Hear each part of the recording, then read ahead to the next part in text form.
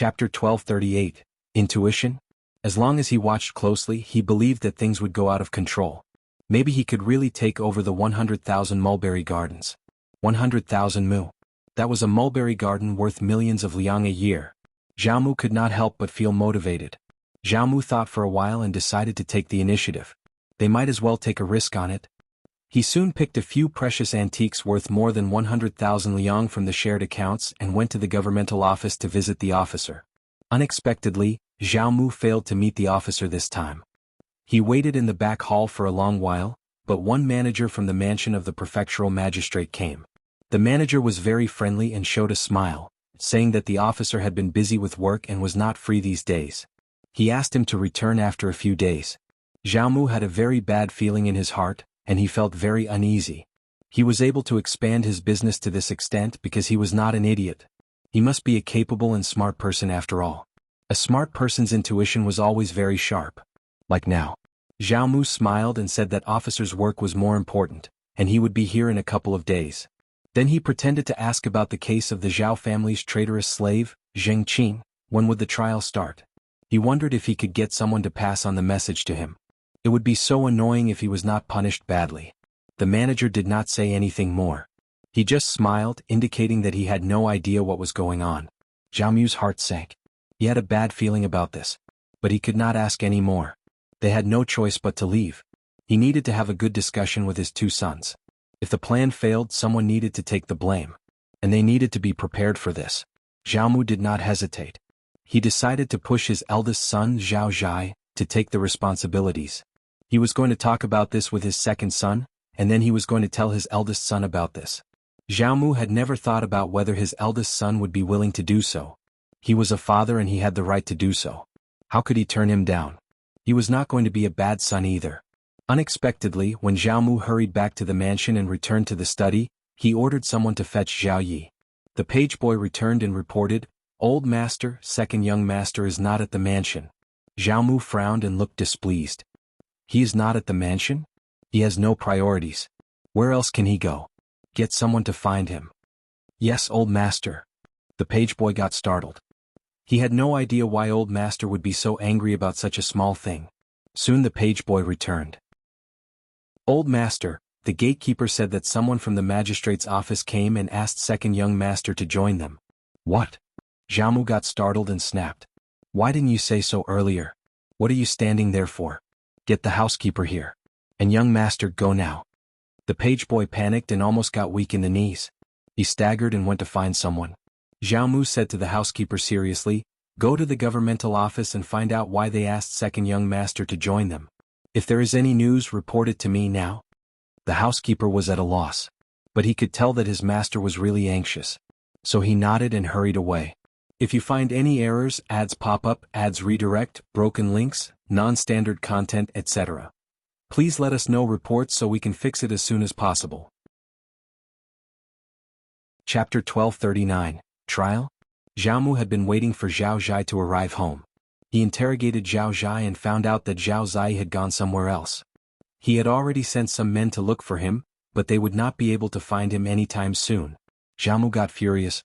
This unfilial son. He is getting more and more unruly. Hurry up and find him. Send more people to find him and bring him back. Jianghu, who had been feeling a bit guilty about pushing his elder son to take the blame, suddenly felt less guilty. He felt that it was totally reasonable. That son of his was not motivated at all. What had he done to the family? Apart from this, what else could he do? At the governmental office, not long after Uncle Qing was taken back, the officer put up the notice, ready to be promoted to the court for public interrogation. When the trial started at the governmental office, many people came to watch the show. In this case, the plaintiffs and the defendants had to be present. So they sent someone to deliver the paper to Xiao Yi at the Zhao mansion. Xiao Yi was very confident that his family would win the lawsuit, but he did not want to go to the governmental office to confront Uncle Qing personally. It was not a good place for innocent people to visit the governmental hall. Xiao Yi asked his manager to make a trip there. But the constable was very polite, and then he was also very unyielding. He did not make an exception at all. They insisted that it was the officer's order. The officer asked second young master Zhao to go there, so should second young master Zhao leave on his own or be asked to leave by him instead? Xiao Yi was a little angry. He was cursing the constable inwardly. So stupid people. How dare he talk to him like this? He was going to find out who this constable was from strategist Yang. If he did not kneel down and kowtow, he would not be the beloved son of the richest man in Yangzhou. He was just a constable and he had no idea what he was up to. But he was a public servant, and Zhao Yi had no choice but to cooperate. Otherwise, if he turned him down, he might be taken away by force. That would be so embarrassing. Zhao Yi came to the hall and glared at Uncle Qing, sneering proudly. Uncle Qing lowered his eyes, sneering as well. This young master simply had no idea that he was going to be in trouble. True, Ms.Qin was a low-class person, and the children she gave birth to and raised could not be that smart at all. They only knew how to play tricks. Soon it was time for the case trial. Zhao Yi did not want to kneel down, but the prefect had no intention of letting him do so. He did not dare to ask for anything in public, so he had to kneel down accordingly. He just consoled herself inwardly. Officer was just putting on a show. He was just putting on a show so that he would not be blamed for being biased. Officer, you are so considerate, but gradually, Zhao Yi felt that something was wrong. When the officer interrogated Uncle Qing about how he stole the contract from his master, Uncle Qing denied everything. The commoners who were watching the show were all shocked. After all, not everyone was so well informed. They only learned about this now. Oh my God, 100,000 mulberry fields? Did I hear that right? Stealing the contract? How dare they do so? If you find any errors, ads pop up, ads redirect, broken links, non-standard content, etc. Please let us know reports so we can fix it as soon as possible. Chapter 540. Chapter 540. What does it mean to kill and punish the heart? Seeing Xianxia by charging at them with their own eyes, the three of them were terrified, their scalps tingling, and every single hair on their bodies standing on end. Terror, the terror of death. Jian Wuhui was the first to react. He was not willing to die under Jiang Xiaobai's sword just like that. Starry swordsmanship. Suddenly, Jian Wuhui roared with courage, mobilizing all his spiritual power to confront Jiang Xiaobai head-on. But what no one expected was that when Jian Wuhui applied all he had learned throughout his life, he astonishingly failed to block Jiang Xiaobai's effortless stab. But Jian Wuhui's attack had no effect on Jiang Xiaobai whatsoever. On the contrary, Jiang Xiaobai's sword effortlessly pierced through his energy center. He instantly felt like a deflated balloon, with a somewhat shrinking feeling. At that instant, a flood of emotions welled up in his heart. Jian Wuhui understood. This was deep despair. And after despair, what followed was surprisingly anger. Because he saw Ouyang Haohai and Li Shi running away. At the moment when Jian Wuhui resisted, the two of them instantly made their choice. They chose to run for their lives. Jian Wuhui's heart filled with hatred. Damn it, damn it. Jian Wuhui was unbearably furious, spitting out blood and stumbling to the ground. Despite everything, his eyes were filled with resentment. Not only hatred and fear of Jiang Xiaobai, but even more so, towering anger at the cowardly behavior of those two bastards running for their lives. They're just spineless. After disabling Jian Wuhui, Jiang Xiaobai did not kill him but simply glanced at the direction where the other two were fleeing. If you want to run, you might as well confront me head-on. Perhaps if you two join hands, you might have a chance of survival. Jiang Xiaobai lightly said, and immediately after, his figure instantly turned into a flash of sword light and disappeared from the spot. The two who were fleeing in front seemed to feel something and turned to look back simultaneously. Goodness, in an instant both of them felt their scalps explode. What caught their eyes was a red long sword that was continuously enlarging. But in an instant, the energy centers of the two fleeing men were easily pierced by Jiang Xiaobai. The two of them were dumbfounded. They didn't even have the chance to fight back, they didn't even dare to fight back. Was their cultivation going to be ruined just like that? Jiang Xiaobai, you bastard, you ruined my cultivation, I'm going to kill you. Li Shi immediately spat out blood as he roared in anger. But facing this impotent fury, Jiang Xiaobai's face did not show any ripples, his eyes were deep and calm. The two of them lost their spiritual power and had already become wastes. Other than lying on the ground like a dead dog, there was nothing else they could do. There was a hollow frustration in both of their eyes. They were unwilling. The realms and powers they had painstakingly cultivated were effortlessly ruined by Jiang Xiaobai. This felt even worse than being killed. Gentlemen, don't worry, this is just the beginning. Jiang Xiaobai threw the three of them together, a cold smile appearing on his face. However, the three of them were already completely numb, their hearts wouldn't ripple anymore, they knew that they were thoroughly finished. And Jiang Xiaobai didn't pay any attention to them. With a wave of his hand, a flash of golden light passed by, and the three of them were taken into the pagoda. What Jiang Xiaobai wanted to do was far from over. The essence of killing the mind and heart is that what you do is more painful than killing them. After all this had been done, Jiang Xiaobai's heart was extremely calm. He didn't feel any pleasure. He knew that all of this was due to the scheming of the sects behind these people.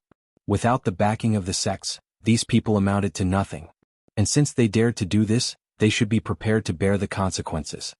He coldly glanced around. None of the people from the major power alliances dared to step forward.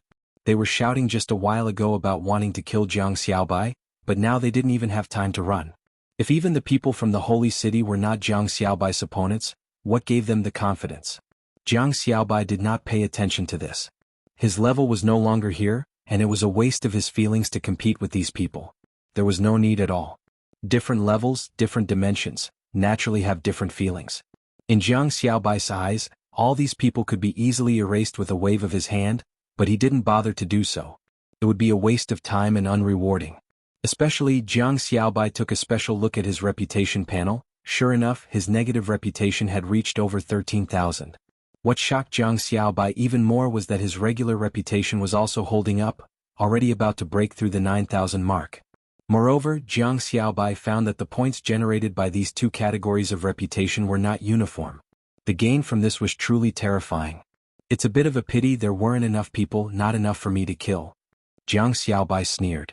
However, the issue was resolved. He put away everything, then turned to look in the direction of the holy city. All of you better wash your necks and wait. Holy city, I'm coming for you soon. Jiang Xiaobai thought to himself, then immediately set off.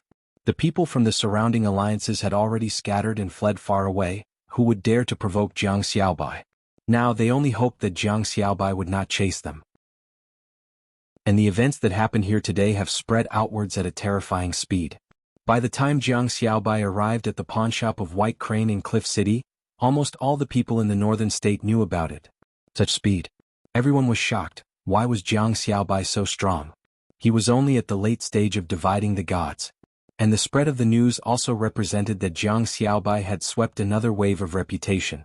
His gains were great, but Jiang Xiaobai did not feel any pleasure. When he met Ao Yen and others, he found that they were looking at him with fearful eyes. Ao Yen even rushed up to hold Jiang Xiaobai's hand. What's wrong with you? Are you injured? As she spoke, Ao Yan's eyes became red.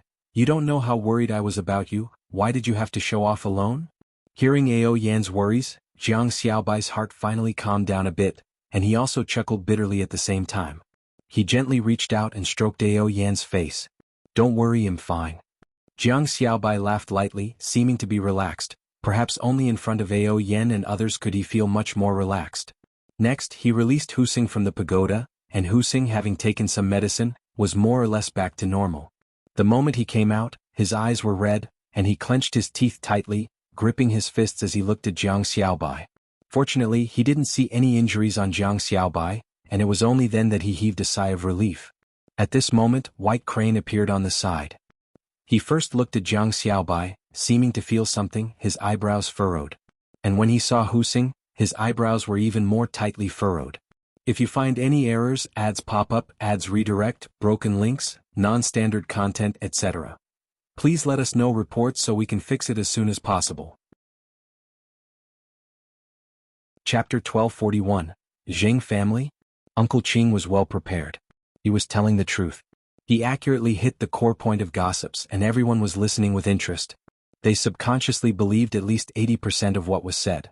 Madame Zheng, the first wife of the family, passed away when she was very young, and the young master had to stay at home for 3 years to pay the respect. That sounded so reasonable and pitiful. And Ms.Qin, who only knew how to cry, made the man lose his mind and abandoned his wife and son. She was so low class. Zhao Yi had his back straight, showing that he was honest. He looked calm on the surface, but in fact he was about to explode. He had no idea what the officer was waiting for at this moment. He had already hinted so clearly that the officer could get Zheng Qin to be taken away for torture and punishment. Why had he not done anything yet? And he was even praising himself inwardly for being smart. If this dragged on, they would not be able to get any result. Uncle Qin glanced at him. Officer, I am still saying the same thing. Young master gave the contract to me and asked me to sell it. Young master said that if the mulberry garden is in his hands, he won't have any income of 1 liang, so he might as well sell it and see the money. He doesn't want to go back to Yangzhou, so he asked me to do it for him. Young master trusts me, so I did what he asked me to. Otherwise, I would not have been able to get 100,000 mu of mulberry garden if it was not given to me by the young master. I am telling the truth.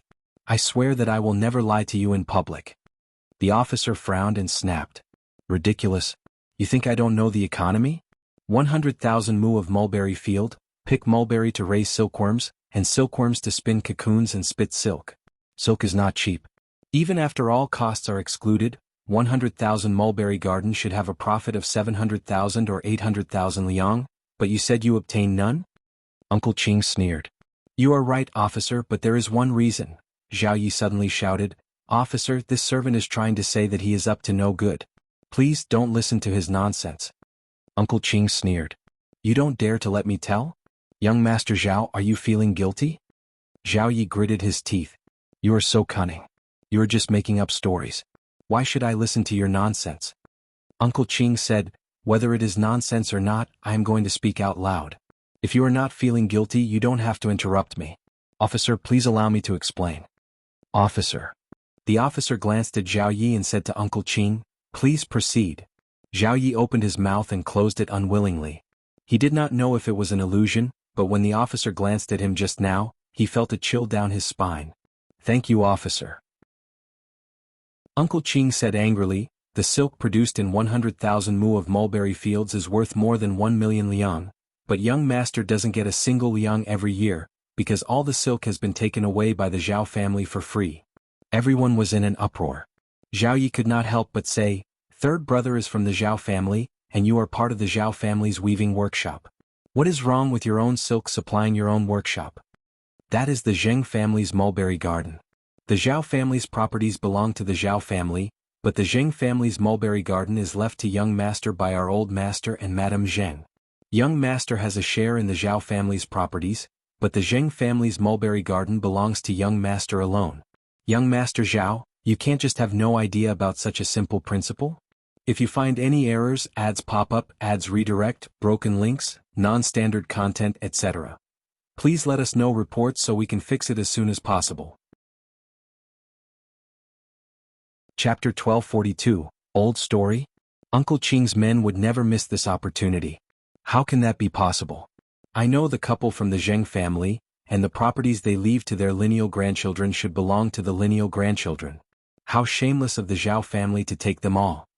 True. That is not a small amount, more than 1 million liang a year. They are father and son, but that is not right. The Zhao family are too greedy. Look at young Master Zhao, he even tried to stop Manager Zheng from speaking. It is obvious that he has taken advantage of the situation. Poor young Master Zhao, he has lost his mother, and even the properties left to him by his maternal ancestor have been taken away.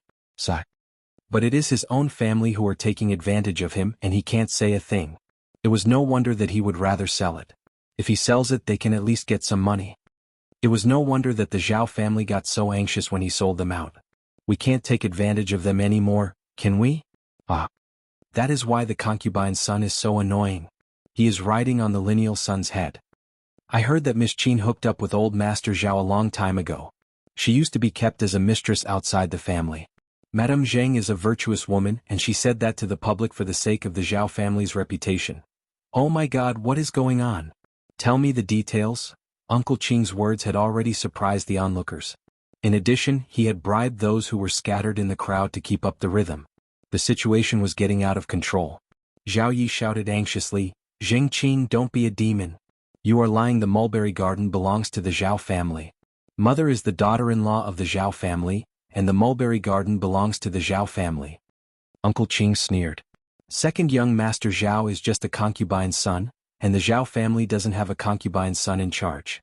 What are you so excited about, second young Master Zhao? The contract for Ms. Zheng's mulberry garden has always been in our madam's hands, and after she passed away, it fell into young Master's hands. It clearly says that it belongs to the Zheng family. How can it become the Zhao family's? I didn't know that Madame Zheng's private properties were shared among her husband's family. If you don't know anything, please don't say anything more in case you become a laughing stock. You. Silence. The officer frowned. The properties belong to the owner and the contract is the best proof. But young Master Zhao is from the Zhao family and he has senior members in the family.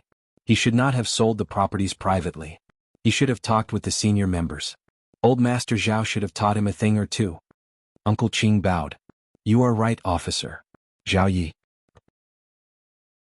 That was it? What did officer mean? He sounded as if he were admitting that Zhao Shu had sold the contract to Madame Xiao. That was not going to work. Also, as a member of the Zhao family, he sold something so important to the Zhao family behind his father's back. His father should teach him a lesson and ask him to get the mulberry garden back so he could teach him how to do that. That was too easy for him. Officer, my third brother would never have done something like this behind father's back. This evil servant must have stolen the land contract and colluded with outsiders to take it for himself. He is lying, please tell me the truth. Torture him. They were going to beat him on the board, clip his fingers and put on shackles. He was going to change the way he talked right now. There was no need to be polite when dealing with such a tricky slave. Chapter 1243, Certain? Zhao Yi harbored a secret wish, that he could command the guards to forcibly remove Uncle Qing from the scene. Uncle Qing responded with a disdainful sneer. Second young Master Zhao, I solemnly swear that I never betrayed my master. It was our young master who issued those orders.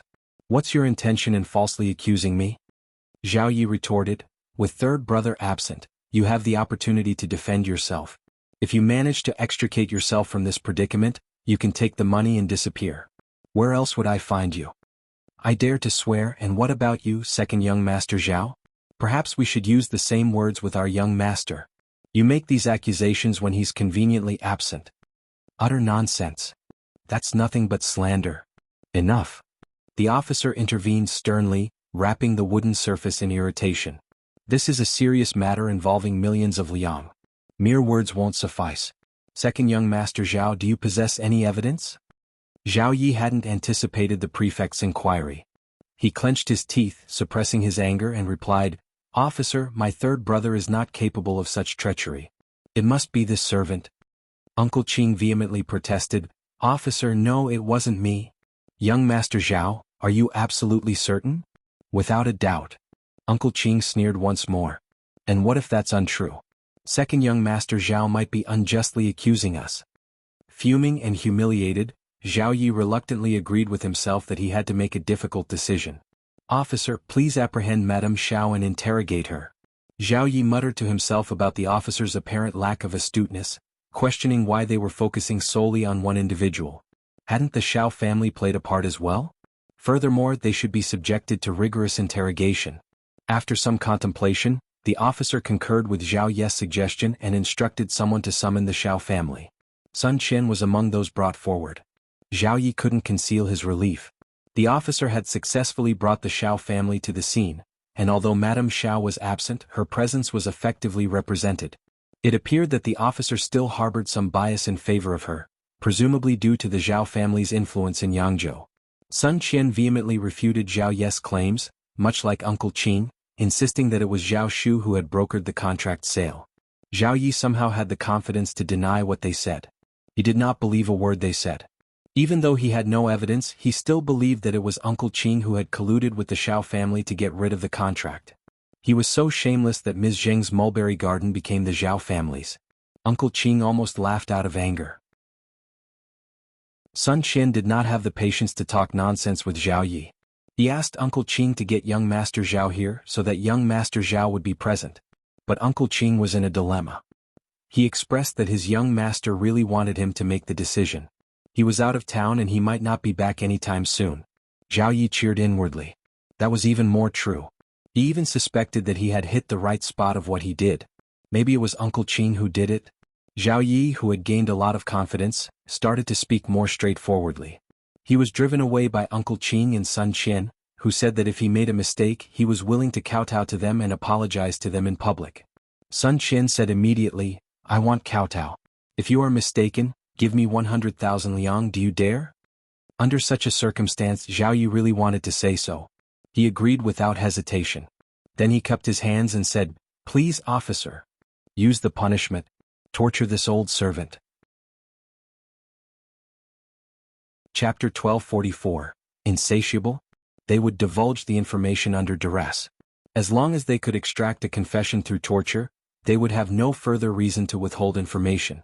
However, both he and the officer failed to comprehend his intentions. The officer remained baffled by his statement. Recognizing that time was running short, they took the plaintiff and defendant into custody for interrogation the following day. Uncle Qing and son Qian remained indifferent to the situation. Xiao Yunduan had already instructed them to spend the night at the government office. Zhao Yi was taken aback.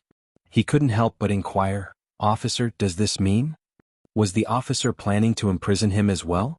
The officer paid no attention to his question and rose from his seat, commanding, "Leave the hall." Zhao Yi stood there lost for words. Zhao Mu breathed a sigh of relief upon hearing of Zhao Ye's detention, as the magistrate had not made a public announcement.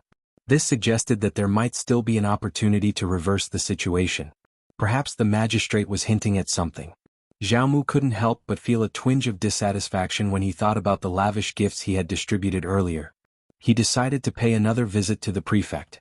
This time the officer received him, yet remained composed and enigmatic. They engaged in a session of Tai Chi, appearing gentle and smiling, but offering no concrete assurances. Zhao Mu grew increasingly frustrated. He cursed the officer for his insatiable greed. He couldn't shake the belief that the officer had no real interest in the gifts. With gritted teeth, Zhao Mu took a decisive step back. He subtly conveyed to the officer that once he secured the 100,000 mu of mulberry fields, he would readily allocate 30,000 mu of it to the officer. No favors would be required. Annually he would directly transfer the 30,000 mu of mulberry fields to the officer. Zhao Mu was sparing no effort to appropriate his son's assets. He was essentially cutting into his own flesh and bleeding. Though the officer maintained a poker face, he too felt the sting in his heart. Being an official in Jiangnan, he needed to secure some profits. However, he was acutely aware that he couldn't accept any monetary gains or engage in illicit activities. Greed had its limits. He had principles. Zhao Mu's offer was like a Trojan horse, swift, precise, and ruthless. It was powerful and alluring. If not for Xiao Yunduan, he might have succumbed to the temptation. They wouldn't have to manage the 30,000 mu of mulberry fields personally. All they needed to do was collect the dividends every year, which amounted to more than 200,000 liang. It was an immense sum of money. But compared to her future and her life, money was the least of her concerns. The officer feigned ignorance of Zhao Mu's proposal. Fearing he might yield to the temptation, he dismissed him with a few curt words.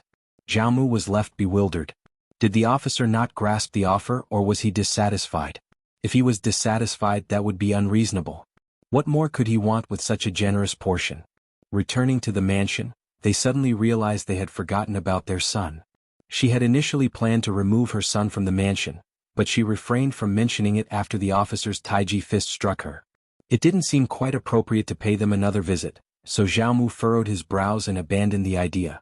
However, Ms.Qin's maternal concern for her son weighed heavily on her heart. She wept openly before him, fearing that her son would endure hardship while in government custody. Her son had never faced adversity in his upbringing and was ill-equipped to handle it. This officer's behavior was quite disheartening. He regularly benefited from their family, yet he appeared remarkably callous now. Chapter 1245. Biased? All the benefits they had promised ended up going to waste. Zhao Mu had held high hopes for his second son, but upon hearing Ms.Qin's distressing cry, he couldn't help but become concerned. Both Zhao Mu and Ms.Qin had the same notion. If one of them had to stay overnight at the government office, it would be the eldest son who took on that duty, while the second son could attend court the following day. Zhao Mu couldn't help but direct some blame towards Ms.Qin. He hadn't been present at the mansion the day before, so he wasn't aware of the situation. Why had Ms.Qin allowed her son to undertake the task? She could have easily assigned it to her eldest son. Ms.Qin too felt irritated by the turn of events. They had both forgotten that they had initially believed the problem wouldn't be easily resolved. They hadn't anticipated that it would escalate to this point. Furthermore, as soon as Zhao Yi received the news, he rushed to the government office, determined to make some contributions. Zhao Zhai couldn't contain his anger when he heard the story. Why was he the only one to foresee such trouble? He never expected to be mistreated in this manner. Despite all being sons of concubines, they were no nobler than one another. However, no matter how vehemently Zhao Zhai protested, it had no effect on his parents. Zhao Mu was in charge and his word was final. Beyond receiving a scolding, Zhao Zhai's resistance couldn't alter the situation. It was clear to him that his father had little regard for his unfortunate status as a lineal son. Loyalty seemed to be a one-way street. Being the lineal son, he had his mother to strategize for him, and his grandparents had left him with a substantial inheritance of properties and faithful servants. In contrast, he had nothing. They couldn't even manage a small fraction of the family's assets. With no other options, Zhao Zhai found himself at the governmental office, accompanied by the housekeeper replacing Zhao Yi. For the governmental office, as long as both the plaintiff and the defendant were present, it didn't matter which of them was in custody. If the Zhao family intended to change the plaintiff, they would have to save face for the Zhao family. Zhao Zhai couldn't hide his relief upon seeing Zhao Yi at the office. He exchanged a few polite words and promptly left with the housekeeper. His frustration towards his brother was so intense that he felt like tearing him apart. What kind of brother was this? In front of their parents, he had pretended to support Zhao Zhai, encouraging him to seize the benefits only to burden him in the end. Deceptive. Cowardly. How irresponsible. Zhao Zhai wondered if his parents were blind to have been deceived by his brother and continued to defend him, despite his cruelty towards him. One day he vowed to strip away his brother's pretentious facade and trample him underfoot. Word soon reached Xiao Yunduan and Qiao Xian about the Zhao family changing the plaintiff. Qiao Xian smiled and remarked, "It appears that the departure of young Master Zhao has fractured the family's unity. It seems they won't be true brothers anymore." Xiao Yunduan agreed, saying, "That's excellent. Let's fan the flames a bit and enjoy the spectacle." The two of them exchanged knowing smiles. The following day the case resumed. This time, Zhao Yi was nowhere to be seen. He had asked Zhao Zhai to take his place as the plaintiff. Their father had informed Zhao Zhai about this change the previous day. Zhao Zhai grew even more annoyed and silently cursed Zhao Yi. Brother Grumpy indeed lived up to his nickname. He was different from Zhao Yi, who was composed and knew when to speak and when to remain silent. Brother Grumpy lacked the same level of patience. Hearing Uncle Qing and Sun Chen's denials and the interrogation, he could not stand that anymore. Chapter 1246. Insolent? Brother Grumpy glared at the couple with disdain. "Officer, you can deal with these unruly individuals, administer appropriate punishments and interrogate them. There's no need for us to engage in conversation with them." Before he could finish his sentence, Uncle Qing's men erupted in protest. "What? Young Master Zhao suggesting confessions through torture? How dare the Zhao family make such an outrageous statement in public? No wonder young Master Zhao had to leave his home. Who would want to return to such a hostile environment? His life is in danger in that mansion." "I couldn't agree more." Zhao Zhai felt his anxiety rising and lashed out at the others. "Silence." The officer snapped back, "How dare you raise your voice in court? Zhao Zhai, your arrogance knows no bounds." The officer inwardly cursed his luck. This man was nowhere near as respectable as second young Master Zhao, and he constantly complained that his parents favored his sibling. Any family would favor a son like second young Master Zhao. If it weren't for the Zhao family's influence, the officer would have wasted no time in dragging Zhao Zhai down and disciplining him. Yet, Zhao Zhai found himself growing increasingly infuriated as he considered that Zhao Yi, not he, should have been the true culprit. Irritated brother had earned his nickname for a reason. Under Uncle Qing's intimidation and Zhao Zhai's ill-chosen words, they tarnished not only their own reputations but also that of Ms.Qin. Zhao Zhai wasn't foolish. He soon realized he had been manipulated by Uncle Qing and couldn't help but hurl insults at him, accusing him of being deceitful and underhanded. This outburst, filled with rage and obscenities, only worsened matters for him and the Zhao family. All eyes turned downward, their gaze fixed on him. Was this the demeanor of old Master Zhao's eldest son? Young Master Zhao seemed to be in a pitiable state. Just then Zhao Shu made his entrance. Zhao Zhai was left dumbfounded and sharply asked, "What brings you here?" Despite the recent family dispute involving his parents and brother, when facing Zhao Shu, Zhao Zhai felt like the outsider. Initially the entire family had assumed that Zhao Shu would not return home, so when they saw him, it was a genuine shock. In response to Zhao Shu's words, the onlookers' expressions underwent a noticeable change. "Do you welcome her return or not?" "Of course not. Young Master Zhao, you can't let them spread unfounded rumors upon your return." "Absolutely." Laughter erupted among those present. Zhao Zhai's expression darkened. He resented Zhao Shu for appearing unexpectedly and causing him to utter the wrong words. Internally, Zhao Shu couldn't help but sneer. He shot a glance at Zhao Zhai, then knelt down in front of the officer, explaining that he had rushed back because he was concerned about Uncle Qin. Upon hearing about the situation, he had promptly headed to the governmental office. With the culprit now present, the case was poised to be resolved much more easily. The officer quickly grasped the full picture of the situation. When it came to the impact of Zhao Shu's presence, Uncle Qin and the Zhao family couldn't hope to measure up. Zhao Zhai, utterly shocked and disoriented by his brother's sudden appearance, exclaimed, "Have you lost your mind? No one authorized you to sell it." Amusement danced in Zhao Shu's eyes as he calmly replied, "The mulberry garden belongs to my grandparents and they passed it on to my mother, who in turn handed it down to me. All the land contracts are in my possession, and I have every right to sell it whenever I wish. Is there a problem with that?"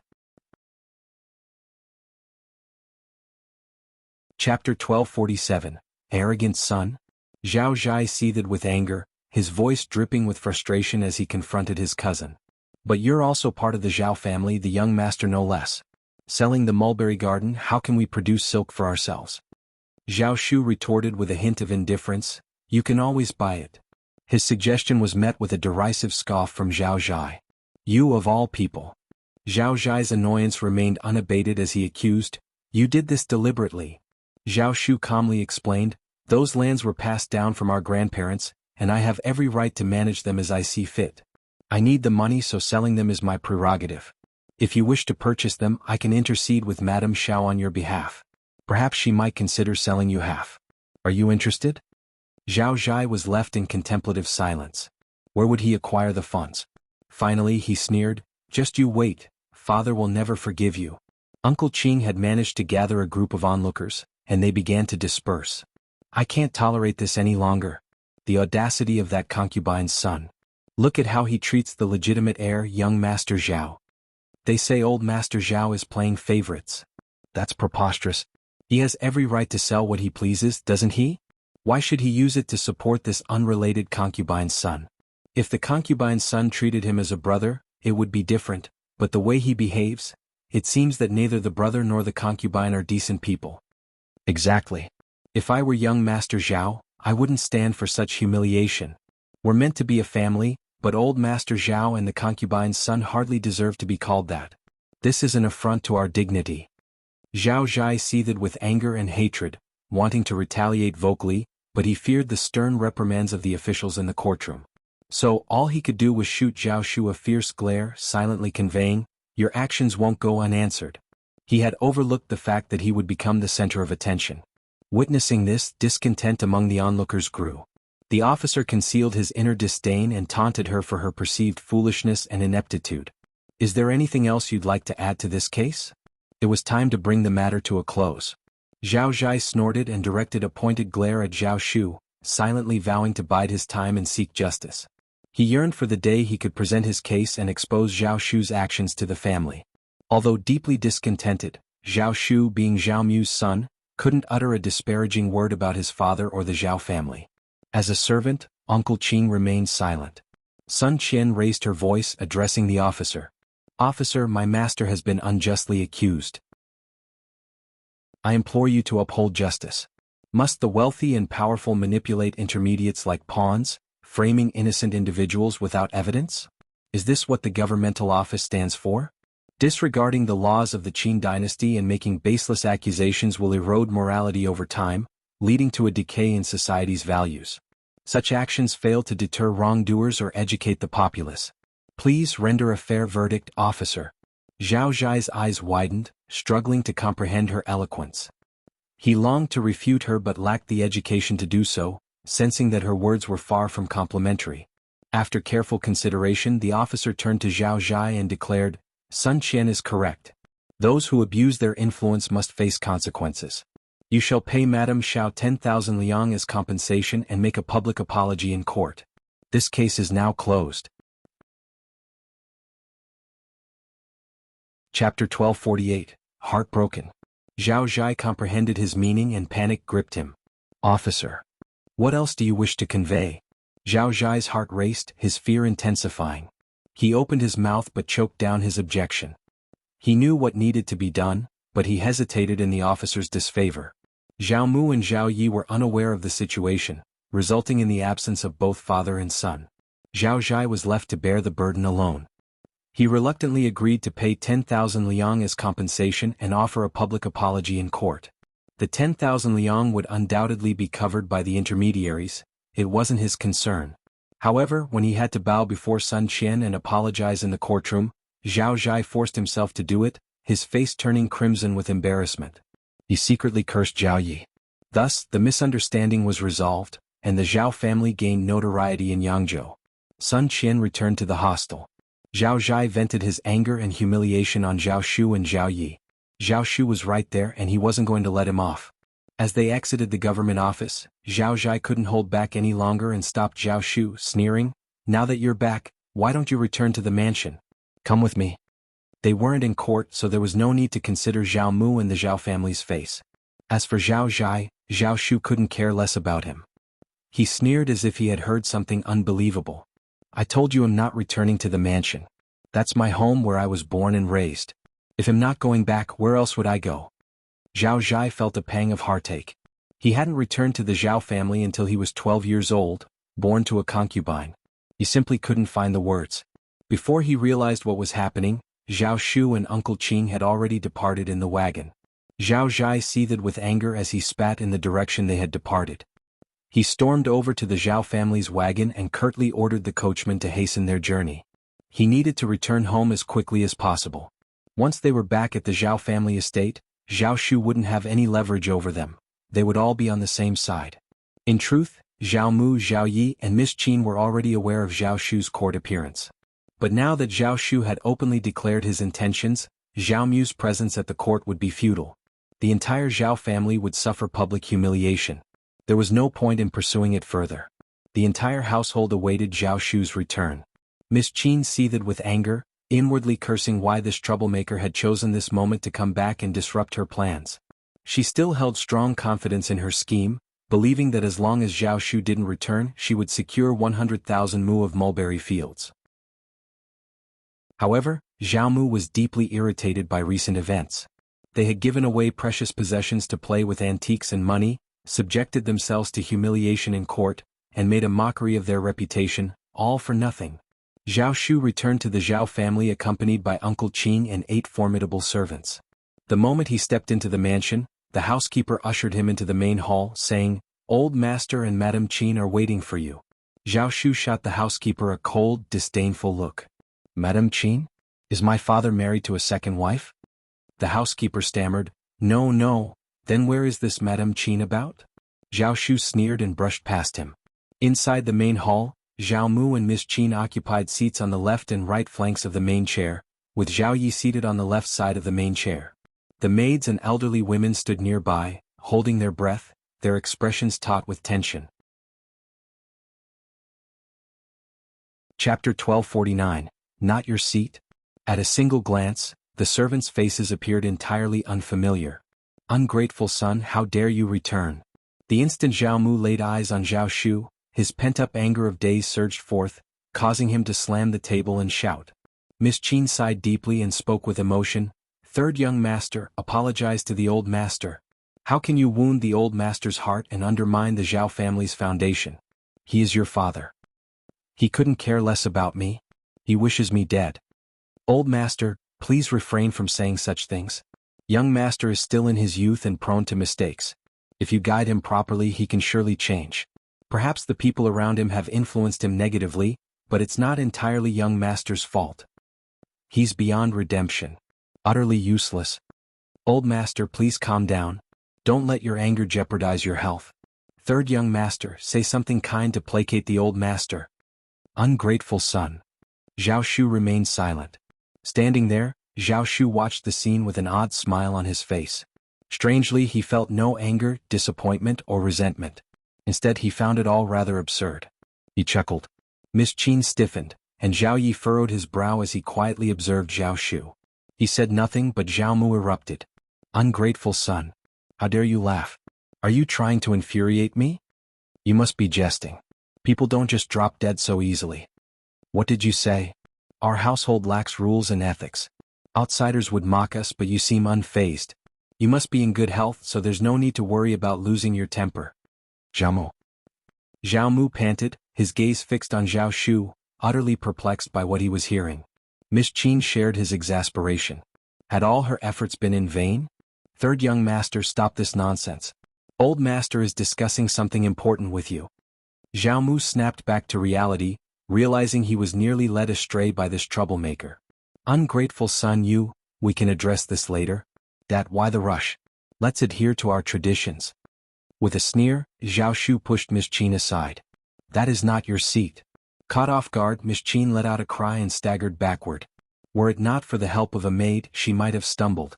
Furious, Zhao Yi hurried to Ms.Qin's side to lend his support, his gaze filled with anger as he glared at Zhao Shu. What are you implying, third brother? Zhao Shu sneered. How can a concubine assume the position of the family's mistress? What is the meaning of this? Do we have no rules in this family? Zhao Yi found himself at a loss for words. Ms.Qin stiffened as well, her face paling as she cast a pitiful look at Zhao Mu.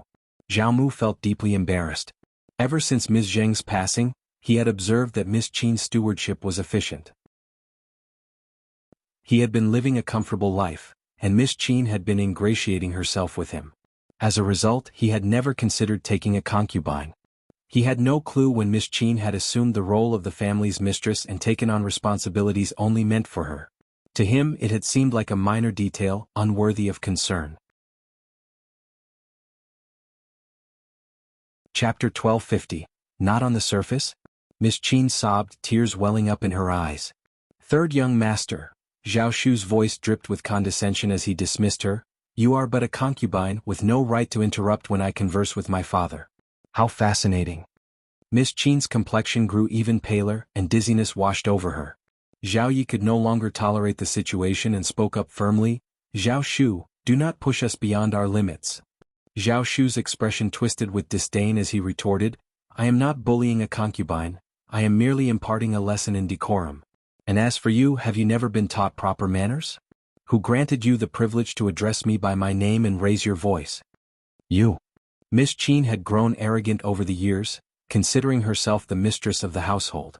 Now, the humiliation she suffered from Zhao Shu, with the servants referring to her as a concubine, was too much to bear. She felt her face burn with embarrassment, almost biting her lip in frustration. Uncontrollable sobs escaped her. This had been her go-to response whenever she faced bullying throughout the years, crying weakly before the old master, who would invariably sympathize with her. It had become an unconscious habit. However, she had overlooked one crucial detail. It wasn't just between her and the old master anymore. Zhao Shu no longer regarded her with disdain. Instead, he looked down on her. Indeed, a concubine remains a concubine, unable even to maintain composure without breaking into tears on such a trifling stage. Ms.Qin's voice caught in her throat, unable to respond. You despicable! Zhao Ye's face turned pallid and he trembled. He clenched his teeth, choosing silence as if he hadn't heard a word. He harbored the belief that his father would never let this go unpunished. Zhao Mu, too, felt humiliated but had to begrudgingly admit that Zhao Shu's words held some truth. A concubine remained a concubine, skilled in servitude, flattery, and bringing joy, yet certain distinctions remained unattainable on her part. Enough. Zhao Mu interrupted sharply. Cease discussing trivial matters. What is the status of the 100,000 mulberry fields? Zhao Shu appeared taken aback. Is that all you see in it, father? Consider this. Have you noticed any reputable young women from respectable families associating with us in recent years? Zhao Mu was caught off guard. Ms.Qin's expression shifted, her annoyance bubbling over as she couldn't hold back any longer. Young master, must you subject us to such humiliation? Zhao Shu responded sternly, you aren't deserving of it. Father, inquire around and you'll find that, aside from those who ingratiate themselves with you, all of whom hail from inferior backgrounds, no proper young lady of a respectable family would entertain the notion of courting a concubine. Their audacity knows no bounds. Ms.Qin felt like her heart had been pierced, a searing wound of humiliation. Zhao Ye's hands trembled with anxiety. Zhao Mu furrowed his brow, comprehending the situation. He had been neglectful. He needed to consider taking a proper wife. Without a rightful matriarch, the family lacked propriety. A sense of embarrassment crept over him. He, the wealthiest man in Hangzhou, didn't even possess a legitimate wife. It was an absurdity. These thoughts led him to inwardly blame Ms.Qin. If it weren't for her small gains, he might have given this more thought. It was his oversight. Observing his expression, Ms.Qin's heart chilled with apprehension and anger. She knew full well that the old master wouldn't promote her to the position of legitimate wife. The Zhao family in Yangzhou held a distinguished reputation, and making a concubine the mistress was unthinkable. Chapter 1251. Himself? But awareness was one thing, and whether they could emotionally accept it was another matter. She felt so unconvinced and wronged, especially after enjoying the power and authority as the mistress of the family for years. She couldn't simply relinquish it like this. Ms.Qin's heart was in turmoil. A sharp glint flashed across her downcast eyes, and she shivered with a cold feeling deep within her. She couldn't even bring herself to remember the 100,000 mulberry fields at this moment. If another woman from the family were to enter the mansion and give birth to a legitimate son, what would become of her and her son? How much would they receive? Not even the 100,000 mulberry fields would remain in their possession. Having firmly made up his mind, Xiaomu addressed Zhao Shu coldly, "Let's not digress. I'm asking about the mulberry fields. Provide a clear explanation." Ms.Qin and Zhao Yi exchanged a fearful glance, their hearts sinking further as they felt an increasing sense of threat. Zhao Shu's impoliteness towards Ms.Qin didn't elicit any reprimand from Xiaomu. He simply passed along the message. It became evident that Ms.Qin held no significance to him. If this was how Xiaomu treated Ms.Qin, what chance did Zhao Yi and Zhao Zhai stand? It was apparent that Zhao Mu's primary concern was his own interests. With a smile on his face, Zhao Shu was about to respond when the housekeeper hurriedly entered and bowed. "Old master, Madame Xiao is here looking for you." Zhao Mu sneered. "They dare to come? Let them in." It was Sun Qian. Coincidentally, Zhao Zhai returned and entered the room alongside Sun Qian. As he started to berate her, Sun Qian shot him a cold glare, rendering him silent out of fear. When Zhao Zhai realized that Sun Qian was still maintaining his arrogance within his home, his annoyance grew even more pronounced, and he began to utter curses once again. Sun Qian, however, showed no regard for formalities. With a nonchalant flick of his foot, a small stone struck Zhao Zhai's ankle. In response, Zhao Zhai let out a piercing scream, collapsing to the ground in agony, clutching his leg. Sun Qian smirked silently and sauntered past him. Upon encountering Zhao Mu, Sun Qian swiftly conveyed his intention. He was here for money. The official had granted compensation of 10,000 liang and issued an official apology in court. Zhao Zhai had already offered apologies on behalf of the Zhao family, and he had come now to collect the money. Upon hearing Zhao Zhai apologizing on behalf of the Zhao family, Zhao Mu's anger surged even further. He shot a disdainful glare at Ms.Qin, seemingly blaming her for her son's actions. Ms.Qin bit her lip, silently pleading not to be held solely responsible. After all, she wasn't the only one who had raised him. Before Sun Qian could finish his demand, Zhao Yi interjected with a reminder that in court the previous day, he had pledged to compensate with 100,000 liang if he were caught lying. Therefore, the Zhao family should now provide 110,000 liang. This declaration further fueled Zhao Mu's fury, and he cast a cold, questioning look at Zhao Yi, who found himself unable to explain. He hadn't anticipated this turn of events. However, the real question was, what was the official's motive? If he intended to penalize Zhao Shu, he could have quickly retrieved the contract, even with Zhao Shu's return. But there was an inexplicable twist to the situation that left Zhao Yi baffled. Reluctantly, Zhao Yi couldn't deny the truth presented in court, especially with Sun Qian's behavior as evidence. Thus, he averted his father's gaze. Suppressing his anger, Zhao Mu pressed on, "Mr. Sun, about the matter of the mulberry fields. Give me the money first. I'm here for the money. As for the 100,000 mulberry fields, old Master Zhao, you're the wealthiest man in Yangzhou. Surely you can provide 110,000 liang, can't you?" Chapter 1252. Unthinkable? Zhao Mu sneered, dismissing the sum of 110,000 liang as inconsequential. A mere 110,000 liang? The Zhao family possesses far more than that. Butler, withdraw 110,000 liang from the account. Yes, old master. Mr. Sun, what are Madame Xiao's intentions regarding the 100,000 mulberry fields? Zhao Shu inquired, feigning innocence. Since the mulberry garden belongs to old master and his wife, what are your thoughts on it, young Master Zhao? Zhao Shu nodded in agreement. Indeed, I've already sold off the mulberry garden. This revelation sparked another surge of anger within Zhao Mu. He couldn't help but seethe with frustration at his disobedient son. It was an immutable fact, one that gnawed at him relentlessly. Taking a deep breath, Xiaomu continued, "Madame Xiao, are you planning to sell the silk or—" His heart ached once more at the thought. The silk produced from the 100,000 mu mulberry field should have rightfully belonged to him, sparing him the need for any liang. Yet now it had all slipped through his grasp. Unfilial son. Unfilial son. Sun Qian clarified, "We are indeed selling the silk. My madam has made it clear that only those who excel will have the privilege to purchase it. If you wish to acquire some old master Zhao, you may discuss it directly with the manager. My madam isn't personally involved in these matters." The manager in question was not under Qiao Xian's authority but was instead managed by Zhao Shu and Uncle Qin. Sun Qian was merely a pawn, playing her role according to Zhao Shu's scheme.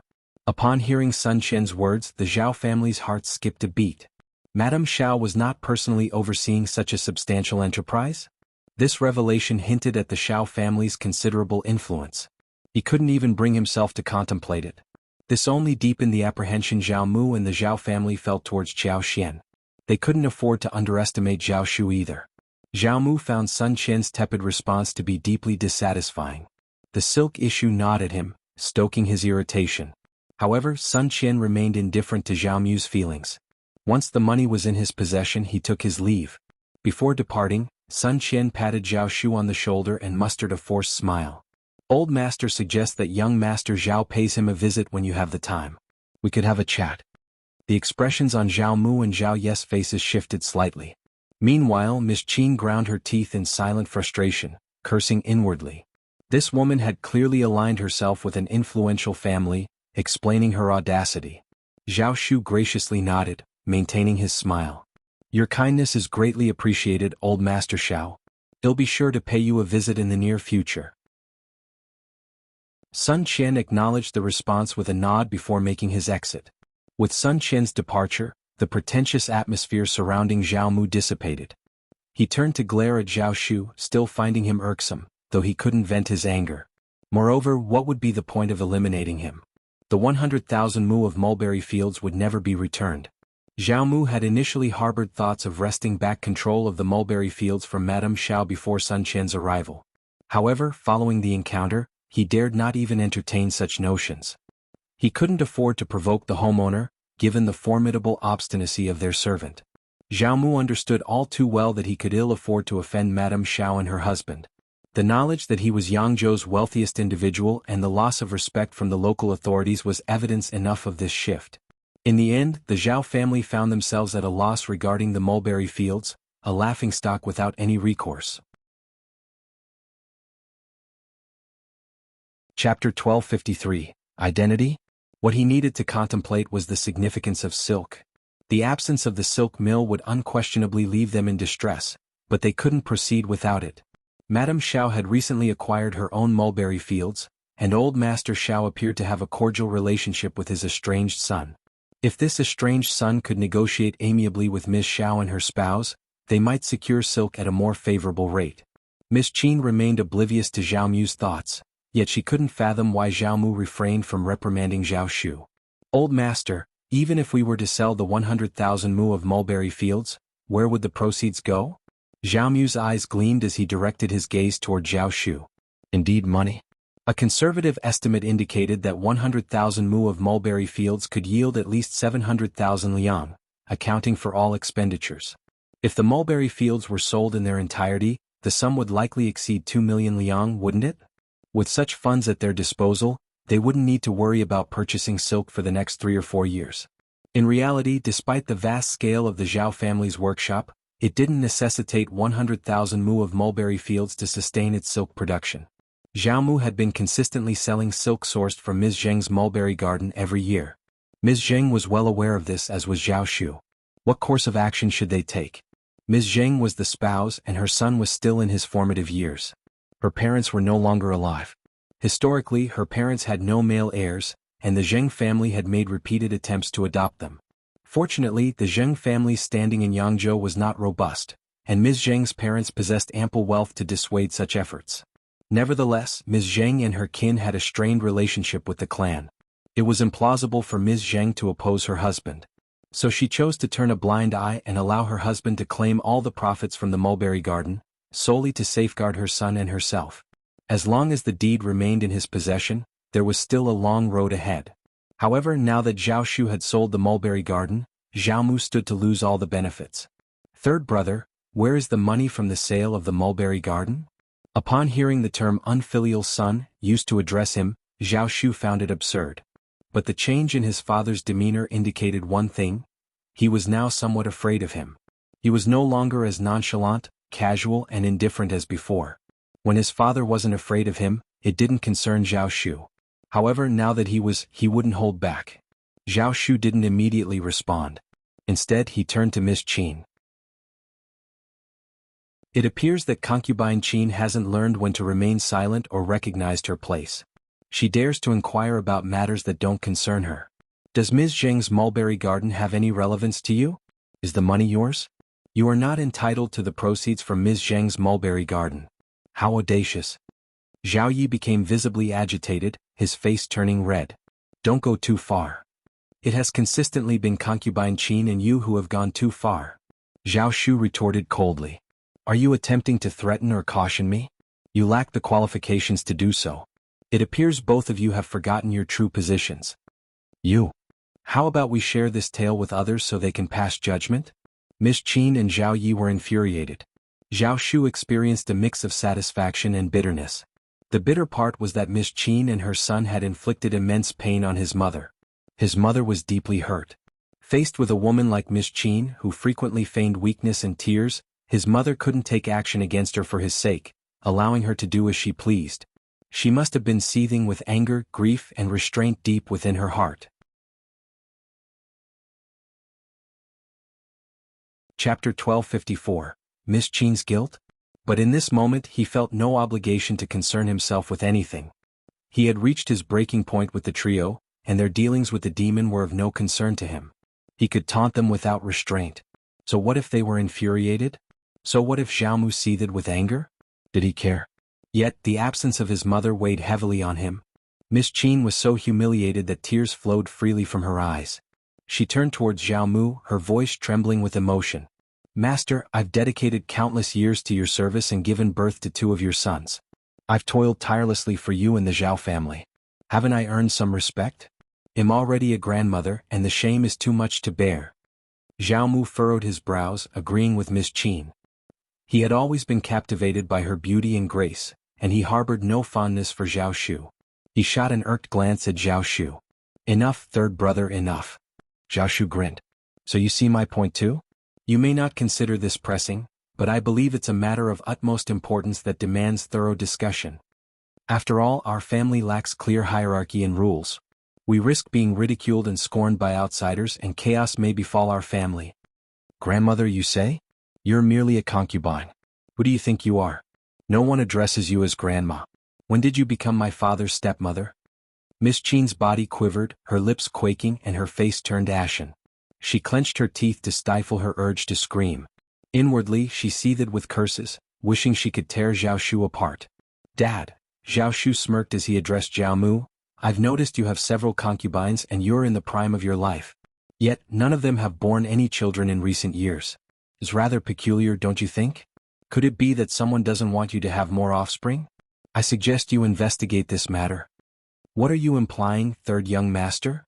Ms.Qin let out a piercing scream. She needlessly succumbed to panic. Little did she realize that Zhao Shu's intention was merely to rile her up, to stir trouble for his own amusement. He thrived on such provocations. This was not her first encounter with his selfish and malicious nature. She lacked foresight, driven solely by immediate gains with no regard for the future. Consequently, there was nothing she wouldn't dare. She acted impulsively, pursuing her desires without restraint. With 2 sons of her own, she refused to let any other woman bear more children. As for the consequences of her actions, and what would happen if she were ever discovered, she had never contemplated these long-term implications. But when Zhao Shu suddenly broached the topic, an unsettling feeling gripped her. She couldn't quite grasp Zhao Shu's intentions. After all, he had inherited a fair share of Ms. Zheng's loyal attendants, making it not entirely implausible for him to unearth some hidden truths. Her anxiety caused a flicker of surprise to cross her face. Zhao Mu, who hadn't previously pondered these matters, found himself growing suspicious. Zhao Yi shot a venomous glare at Zhao Shu and silently lamented that his mother must have been deeply shaken. Something must have transpired. He reassured them, "Mom, no, Miss Concubine, please don't be distressed.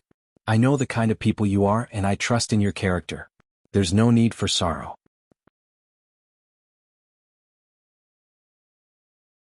Chapter 1255. Get out? Ms.Qin's reaction was swift. She instinctively shielded her face and began sobbing, her emotions appearing more like anger and sorrow than panic. Zhao Shu, on the other hand, responded with a contemptuous sneer, oozing sarcasm. He had no intention of engaging in an argument with them. If his father became suspicious, mere excuses wouldn't suffice to divert his attention. It was nothing short of a fantasy. Zhao Yi, with a cynical tone, interjected, "Third brother, don't attempt to change the subject. Surely you haven't squandered all the money?" Zhao Mu turned his gaze towards Zhao Shu, fully expecting a response. Zhao Shu remained composed, determined to address this issue head-on.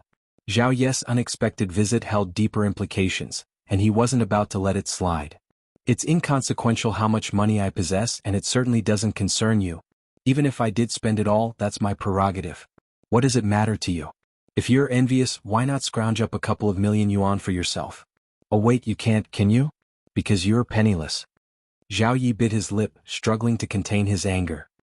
He reminded himself that his father would surely reprimand his third brother. Growing impatient, Zhao Mu prioritized his silk and weaving enterprises, brushing aside other matters. It was evident that his third son had lost his composure today. As long as Ms.Qin and her son were present, he intended to deliver a message to them. With a stern tone, Zhao Mu addressed Ms.Qin and Zhao Yi, "You may leave now." Ms.Qin trembled, and Zhao Yi was taken aback by his father's abrupt decision. The mother and son experienced a blend of humiliation and anger while also harboring an underlying sense of fear. The notion of not allowing them to eavesdrop left them perplexed. Could it be that the old master intended to bestow a significant role upon Zhao Shu? However, Zhao Shu didn't dwell on such thoughts. He remained indifferent to Zhao Mu's plans. What mattered most to him was the satisfaction of seeing Zhao Mu dismiss the mother and son. "Concubine Qin, are you hard of hearing? I explicitly instructed you to leave." Zhao Mu remained silent, torn between his son's abrupt command and the presence of Ms.Qin and Zhao Yi, who stood bewildered. Zhao Yi snorted dismissively in an attempt to defend himself. "Dad wants to have a private conversation with you, showing you respect, Mom. Let's go." Zhao Shu retorted bluntly, "Just leave already." With clenched teeth, Zhao Yi held back further comments and departed with Ms.Qin, his face dark with frustration. However, both mother and son appeared disoriented by the sudden turn of events. Zhao Mu had initially requested everyone's departure, but Zhao Shu insisted on retaining Uncle Qing's presence. Zhao Mu had no intention of engaging in a protracted argument. He simply needed funds, and that's what he asked of Zhao Shu. Smiling faintly, Zhao Shu explained, "A total of 1.8 million liang. I collaborated with someone to trade horses, sheep, and hides in the northern regions. I contributed the initial capital, while another party invested 1 million liang. The remaining 800,000 liang was used for expenses." Zhao Mu, growing increasingly irritated by his son's demeanor, narrowed his eyes and maintained a stoic expression, unsure whether to believe his account. Undeterred by the bleak circumstances, Zhao Shu chuckled. "Dad, you trust me, right? Well, if you don't, there's not much I can do. The fact remains that we're left with no money." Zhao Mu's breath quickened and he sneered in response, "Regardless, I'm certain you're telling the truth. Zhao Shu, don't think I can't deal with you. Never forget that you're still a part of the Zhao family. If you continue to act so selfishly and callously, I won't spare a single penny of our assets for you." Chapter 1256. Not good enough. "Think twice before you speak," Zhao Mu warned. Zhao Mu harbored a few tricks up his sleeve, and he wasted no time getting to the point. If Zhao Shu refused to relinquish the family properties, Zhao Mu would employ tactics to make him step back, ultimately ensuring all the money ended up in Zhao Mu's hands. However, Ms. Zheng had lost faith in Zhang Mu and continuously urged Zhao Shu to abandon the Zhao family and their assets. She envisioned a prosperous future for herself and her son once they broke free from the tainted legacy of the Zhao family. Zhao Shu heeded his mother's advice and distanced himself from Zhao Mu and the Zhao family. He no longer considered himself a part of their lineage and couldn't care less about their wealth. He wouldn't be ensnared in Zhao Mu's trap. With a smile, Zhao Shu replied, "Very well, I have no interest in the Zhao family's money. I don't need it. By the way, should I leave your mansion? If not, I can find a place at a hostel." Zhao Mu questioned him with urgency, "Are you absolutely sure about this? The Zhao family's assets are worth over 10 million yuan. You're truly willing to relinquish them?" "I couldn't care less if it's not mine." Zhao Mu offered one last chance. "He'll give you one more opportunity." "No need. I've made myself perfectly clear. I don't want what's yours and you don't need to worry about what's mine." "Ungrateful child, leave this instant." Zhao Shu chuckled and departed, but he had no intention of going to a hostel. Not now. Instead, he returned to his own residence, accompanied by Uncle Qing and several servants. Returning to the ancestral home to fulfill his filial duties towards his mother, Zhao Shu found his yard locked and neglected for years. Ms.Qin was determined to erase all traces of the mother and son's presence, ensuring no one tended to their needs. Zhao Shu requested someone to unlock the yard, and Uncle Qin, along with a few servants, set to work cleaning the main bedroom. Standing in the yard, hands clasped behind his back, Zhao Shu gazed up at the magnolia tree he had planted with his mother. When it was first planted, the seedling had been no larger than a copper coin, fragile and slender. After several years of absence, it had thrived. Lush leaves adorned its branches and delicate buds densely clung to them, promising imminent blossoms. In just a few days, it would be a breathtaking sight, blanketed in snowy white flowers and wispy clouds. Regrettably, his mother would never witness it again. Each time the recent tragic incident crossed his mind, it abruptly halted his thoughts. His mother's life had ended so suddenly, how could he not feel resentment? Zhao Mu seethed with anger, his chest tightening. He continued to berate his disobedient son, but it brought him no solace. Beyond his irritation at Zhao Shu's defiance, a subtle unease and melancholy gnawed at him. It seemed he was on the verge of losing his son. However, his mood shifted as he learned that Zhao Shu was residing in his former yard. Confidence returned to him and he sneered. He believed he would emerge victorious. After all, the Zhao family's wealth was vast, and even Zhao Shu couldn't afford to part with it. Zhao Mu saw Zhao Shu's actions as mere provocations. If his son genuinely didn't care, why linger here? There was no need to rush, they could afford to wait and observe. Zhao Mu consoled himself, convinced he was still too young and inexperienced to contend with him. The money would ultimately come to him. It was no small sum and he was determined to secure it. Zhao Yi saw Ms.Qin back to the yard and asked all the servants to leave. Chapter 1257. One end. Ms.Qin clutched her chest, her tears flowing freely. Yi, that wretched man is pure evil. What is he doing here? Why hasn't he met his end outside? We must devise a plan to rid ourselves of him. Zhao Yi seethed with irritation, humiliation, and rage. When he had first entered the mansion, he was but a mere child, fully aware of his status as a lowly concubine's offspring, miles apart from the rightful heir of the Zhao family. The moment he set foot inside the Zhao mansion, it left him awestruck. He had never beheld such opulence, such an exquisite abode, or tasted such sumptuous fare. From that day forward, avarice began to creep into his heart. Ms. Zheng had shown mercy, refraining from tormenting the trio, which only stoked his arrogance. As he grew older, his ambition and greed swelled beneath the surface. He concealed his true nature, yet in reality he had long ceased to care about Ms. Zheng and Zhao Shu. In his eyes, mother and son were merely insignificant entities. He believed that eventually the entire family would fall into his hands. Then tragedy struck when Ms. Zheng met her untimely demise in an accident. Zhao Shu spent an additional 3 years at their ancestral home, cementing the trio's dominion over the mansion. No one dared to challenge him. He reveled in his untroubled existence and in the process, forgot his humble origins as the son of a concubine.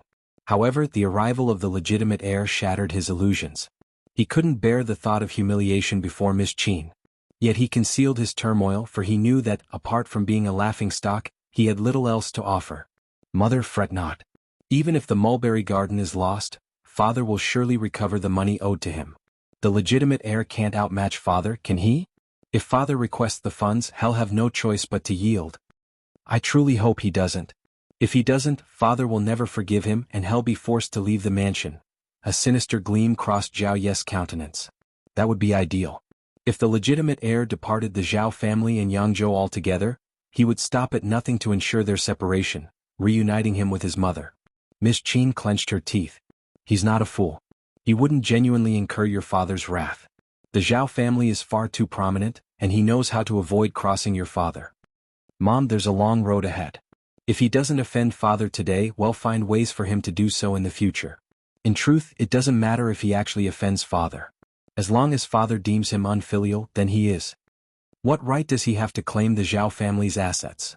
Ms.Qin's eyes gleamed, her sneer laden with malice. You're absolutely right. In that case, he should remain in the mansion, shouldn't he? Zhao Yi smiled in agreement. Whether he stayed or left, his fate was sealed, with no alternative outcome in sight. While I'm at it, I'm concerned that your father may take a second wife. Help me find a way to prevent him from doing so. Zhao Yi found himself at a loss for words. He didn't desire a legitimate mother in the household either. Chapter 1258, Great Space? If his mother assumed control over the family, it would be preferable to entrust the household to any other woman. Only in her capable hands did he truly feel like the rightful heir. Regrettably, he couldn't alter that reality. Mom, don't fret. Dad is preoccupied with thoughts of the weaving workshop and silk. He scarcely considers this matter. Even if he genuinely intends to marry her, it will be months before it crosses his mind. The wedding might not occur until year-end or even next year. We still have ample time. Mom, what if we forge connections with the matchmakers in Yangzhou? If we can't prevent them, we can at least ascertain which girls might be suitable for father. A glimmer of hope appeared in Ms.Qin's eyes as she beamed at him. You genuinely care for your mother and think on her behalf. She might even persuade Zhao Mu to wed the girl she favored as his second wife, without Zhao Mu's awareness. What he needed was a capable household manager, and the intervention of a skilled matchmaker. There was considerable room for maneuvering. They simply needed to expend a bit more money. She was no longer the penniless woman of the past. She possessed substantial wealth, and matchmakers would undoubtedly be drawn to her. You are my son, and it's my son's duty to look out for his mother, Zhao Yi replied with a smile, casually adding, speaking of which, shouldn't elder brother have returned from the governmental office by now? Why hasn't he joined us yet? Only then did Ms.Qin remember her eldest son. Annoyance washed over her. I wouldn't have overlooked this if you hadn't reminded me. But where is he? Going for a stroll while there's a family matter to attend to?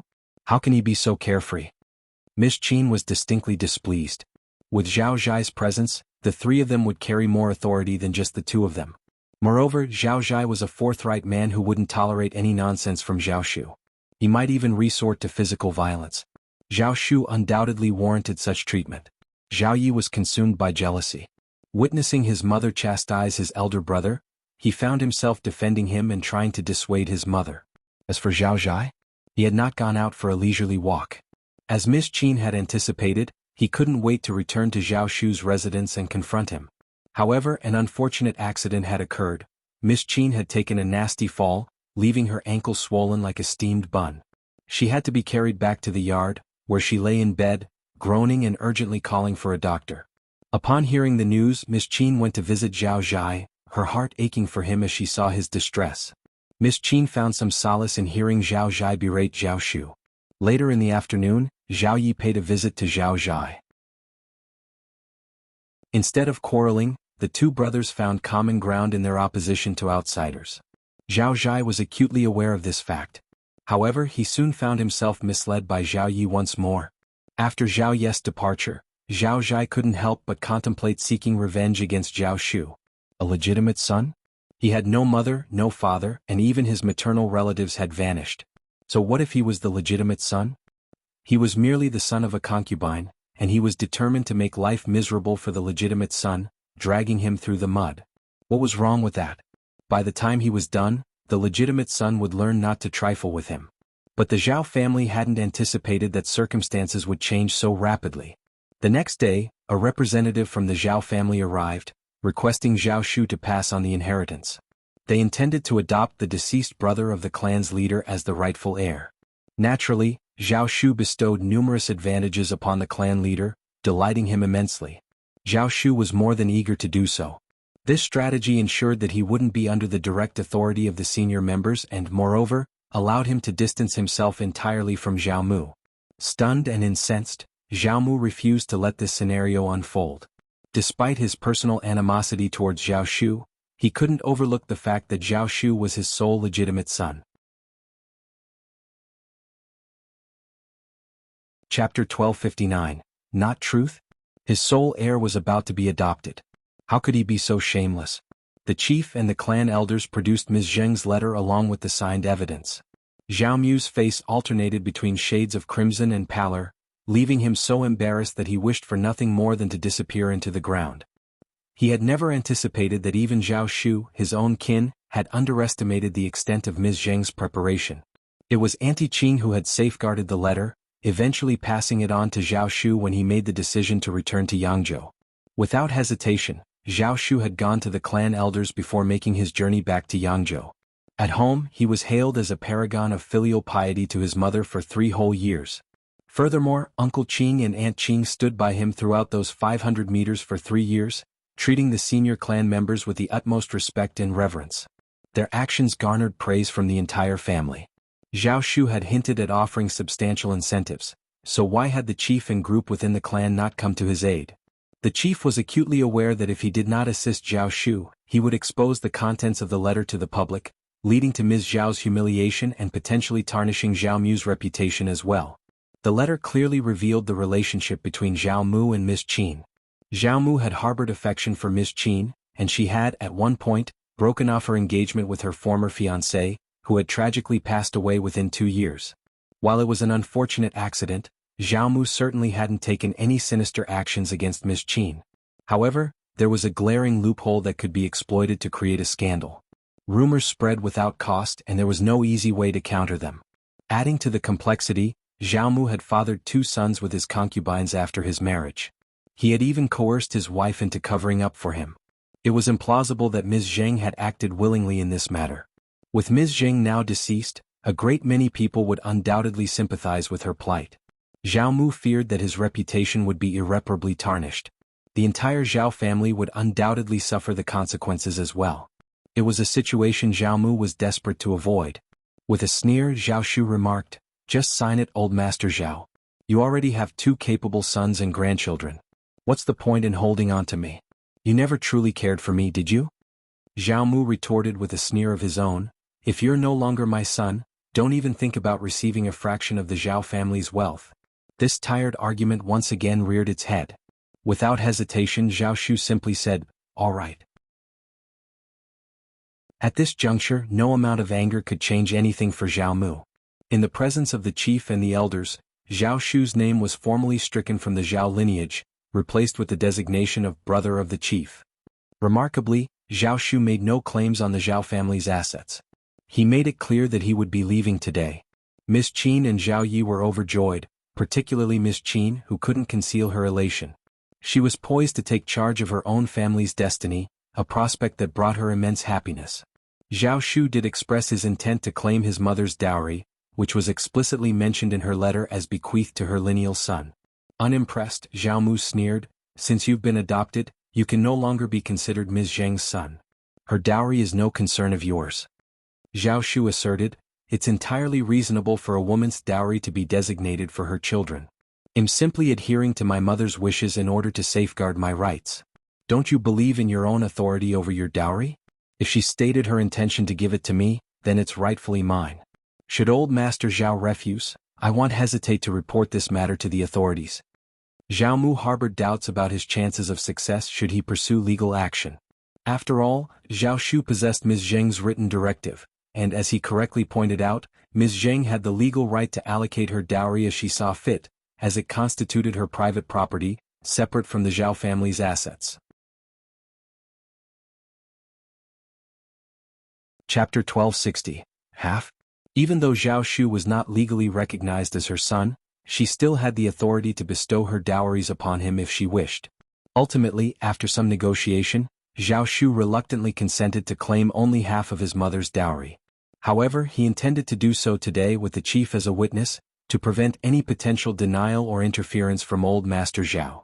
Zhao Mu's expression darkened, and he refrained from further comment, determined to maintain his composure in the presence of the family's elders and leaders. Ms. Zheng's dowry was exceptionally generous, and even if this ungrateful son took only half of it, she would still be left with a substantial sum. Ms.Qin's heart ached. She sided with old master's perspective. Zhao Shu was an adopted member of the family, and the dowry rightfully belonged to the Zhao family as a whole. She wanted to voice her opinion, but Zhao Shu's derogatory term, concubine, silenced her, reminding her of her subordinate position. To speak up would only invite further humiliation from Zhao Shu.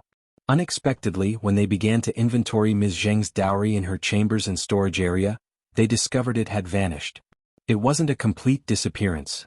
According to the dowry ledger, all the valuable items had vanished. What remained were less valuable items such as silk and satin, vases, and large pieces of furniture. The precious items, including gold, silver, jewelry, exquisite jade artifacts, a valuable fur coat, yellow rosewood furniture, 16 or 12 double-sided embroidered screens, and renowned calligraphy and paintings from a bygone dynasty, had all mysteriously disappeared. There was scarcely anything left. What's happening here? How did this happen? Zhao Shu's expression shifted from shock to anger. Zhao Mu was equally bewildered, his face contorted in disbelief. The chief and the others present shared the same astonishment. Old Master Zhao, can you provide an explanation for this? Zhao Shu's outward fury concealed his inner amusement. His mother had indeed been astute. Bit by bit, the dowry items had been discreetly moved out of the Zhao mansion. It appeared that Zhao Mu had been completely oblivious to these developments. Ms.Qin, too, seemed clueless about the situation. Infuriated, Zhao Mu exclaimed, "I have no idea what's going on. I didn't do this." Zhao Shu sneered sarcastically, "So we're not at the Zhao mansion right now and you claim ignorance?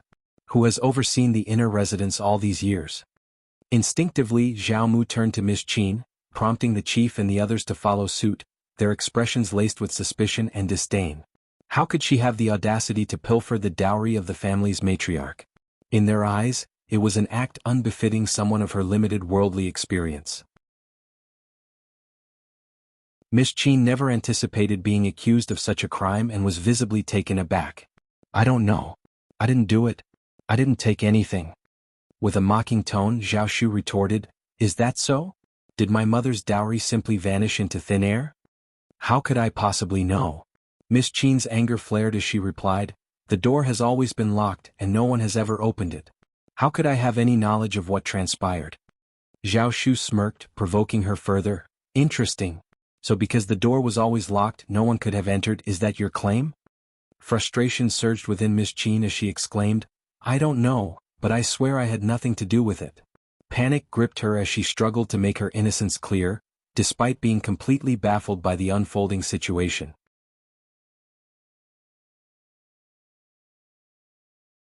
Chapter 1261. Ms.Qin?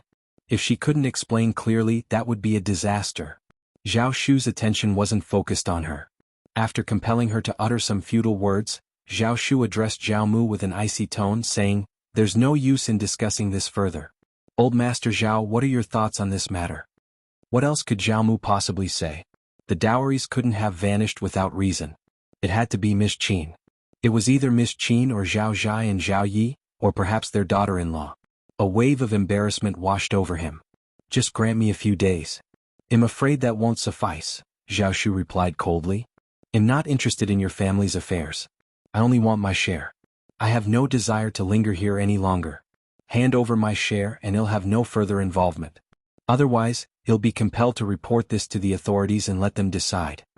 Ms.Qin anxiously interjected, "Please don't accuse us. No one has entered this courtyard before and none of us took anything. Maybe Madame Qin moved them herself?" "Ms.Qin." Zhao Shu erupted in anger. "My mother is gone, and you're attempting to blame her? You're taking advantage of her inability to defend herself? She moved them herself? She couldn't possibly have foreseen her gruesome demise and decided to deal with her dowries beforehand. Furthermore, my mother had so many dowries, it wouldn't be easy to move them. No one in the mansion knew about this? Can't you come up with a more believable lie? I'm warning you, if you dare to defame my mother again, I'll take physical action." Ms.Qin seethed with frustration but dared not utter a word. Yet, deep down, she knew the truth about whether she was carrying anything. The reality was she hadn't taken anything at all. She didn't take it and her sons couldn't have tampered with it either. Otherwise she would have been aware of it. Old Master didn't need to be involved either. Zhao Shu wanted to take action, but he couldn't return. If his men did return, he would surely assign someone to keep a close watch, leaving him powerless. So, who else could be responsible? Old Master. Ms.Qin implored, her voice trembling, addressing Zhao Mu. I truly didn't take it, I swear. Old Master, please believe me. Zhao Mu turned pale, speechless. Believe? How could he possibly believe her? Zhao Yi silently moved his lips, lowered his head and retreated a few steps, saying nothing. In truth, he even harbored doubts that his mother had anything to do with Ms. Zheng's dowries. While his mother sounded sincere and didn't appear to be lying, she had always been adept at feigning innocence. That was something he knew all too well. In fact, Zhao Mu shared similar suspicions. He was aware of Ms. Qin's skill in pretense. However, he wasn't particularly bothered by it. Sometimes, when he observed her conduct in his presence, he found it rather amusing. But interrogating her in front of so many witnesses wasn't an option. It would only lead to humiliation if she couldn't endure it any longer. Zhao Shu wasn't ready to give up. His frustration grew to the point where he reluctantly agreed to wait until the next day. The chief and the others let out collective sighs. They were now compelled to remain at the Zhao mansion and await the resolution. They had committed to making a decision at Zhao Shu's insistence, and they had to unravel this mystery. Furthermore, human nature's innate curiosity kept everyone engaged in the unfolding drama. No one was eager to leave until the conclusion was reached.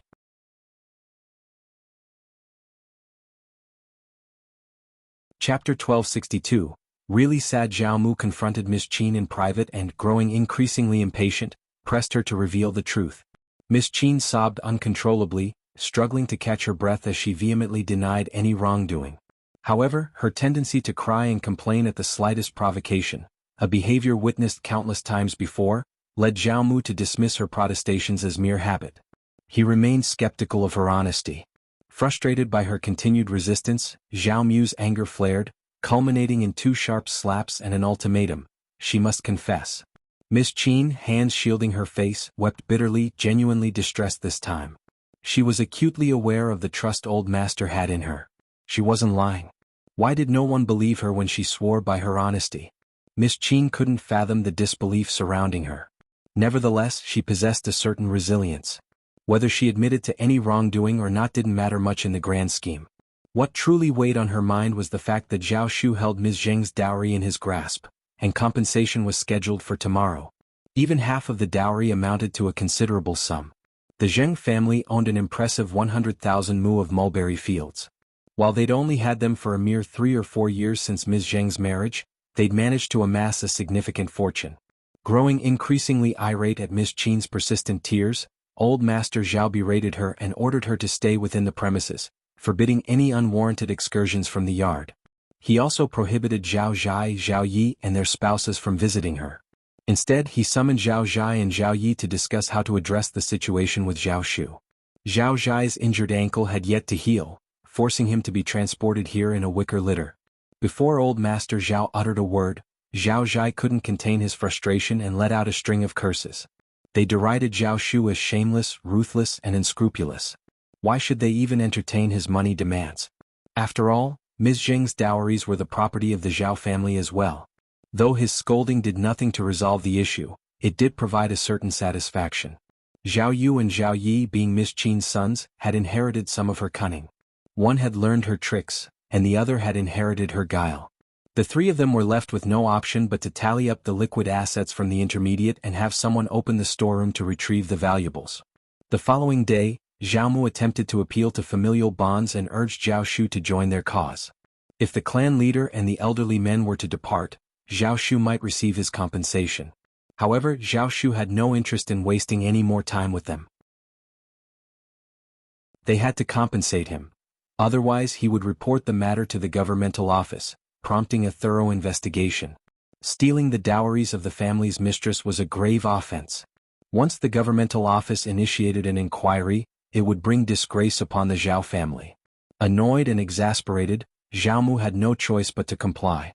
In the end, they compensated Zhao Shu with 80,000 liang in currency, along with an assortment of antiques, jade, jewelry, and 3 sizable chests, with a total estimated value of roughly 130,000 to 140,000 liang.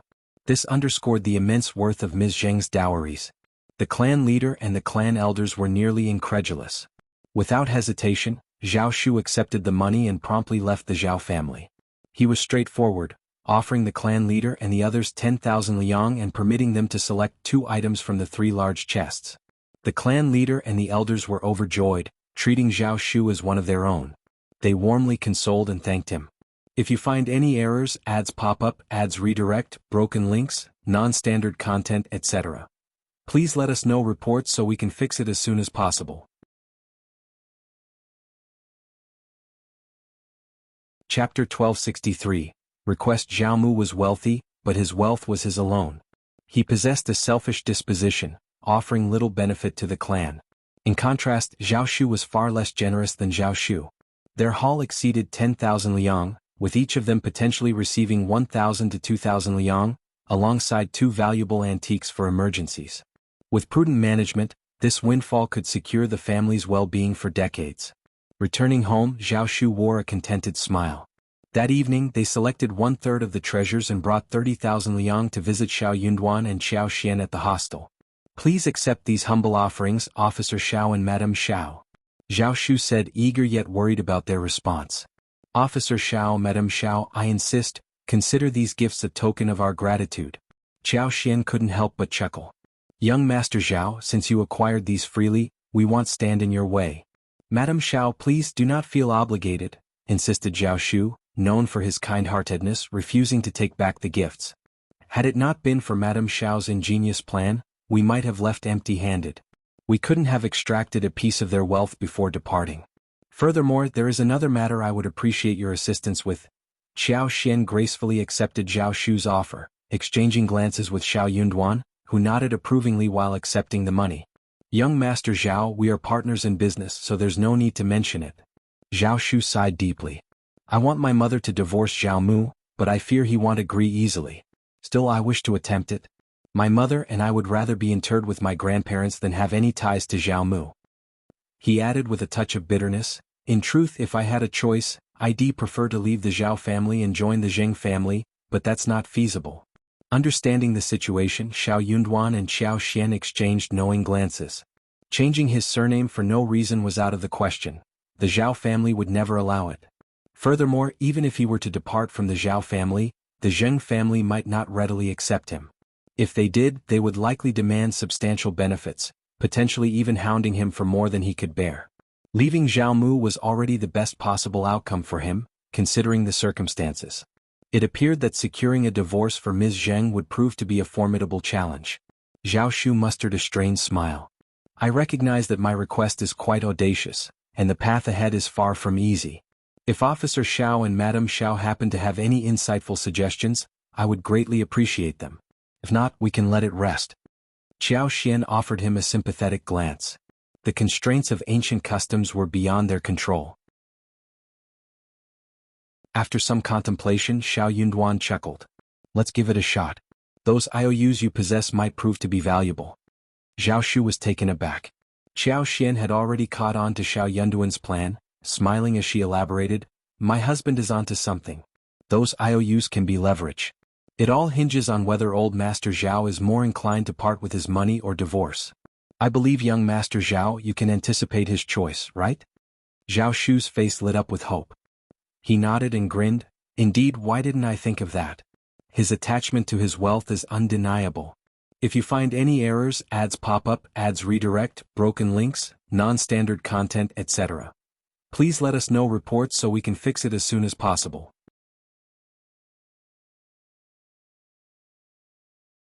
Chapter 1264. Visit. He prioritized his wealth, often neglecting other aspects of his life. Xiao Xian flashed a knowing smile and reassured, you may be adopted, but you share his bloodline and there's nothing you can do about it. He'll stand by your side. Xiao Yunduan, constrained by his status, couldn't directly involve himself in certain matters.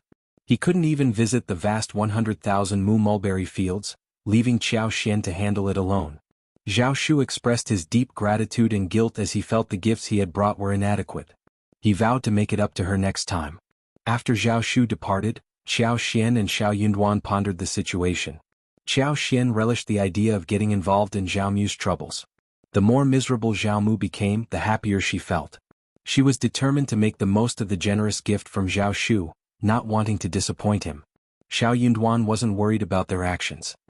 He knew that Zhao Mu cherished his wealth and properties, making him cautious not to act recklessly.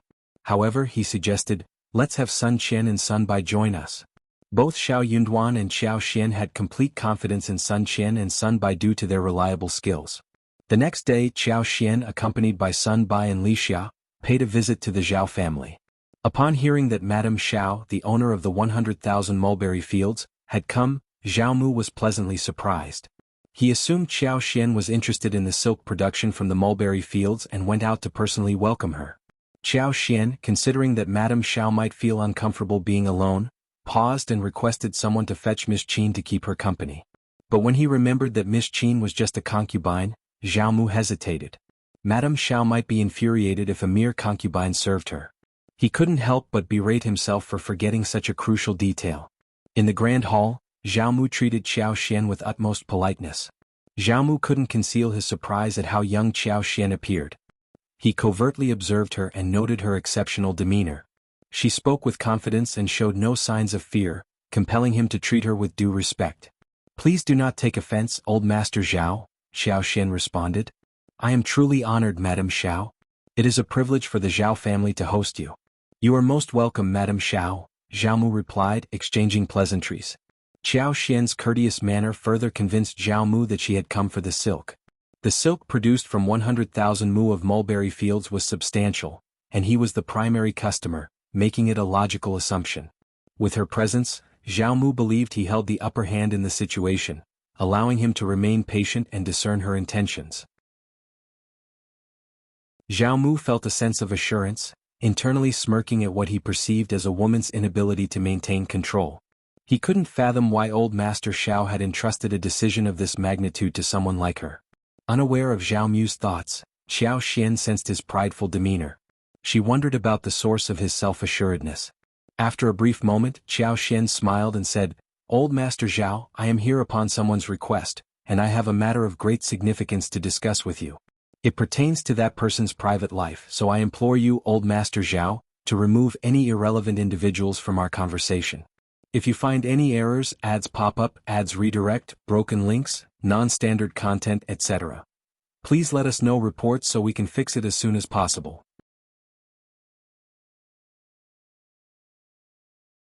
Chapter 1265.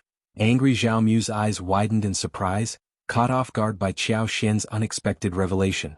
He couldn't fathom what Qiao Xian was alluding to, and so he decided to remain patient and let her elaborate. Madame Xiao, you have me intrigued, he responded, his curiosity piqued. I may not fully comprehend your intentions, but I am willing to listen to what you have to say. With a subtle smile, Zhao Mu gestured to the servants to exit the room, leaving only the housekeeper behind to ensure their privacy. Qiao Xian paused briefly before addressing him directly. Old Master Zhao, young Master Zhao has entrusted me with a delicate matter concerning Madame Zheng and Old Master Zhao's potential divorce.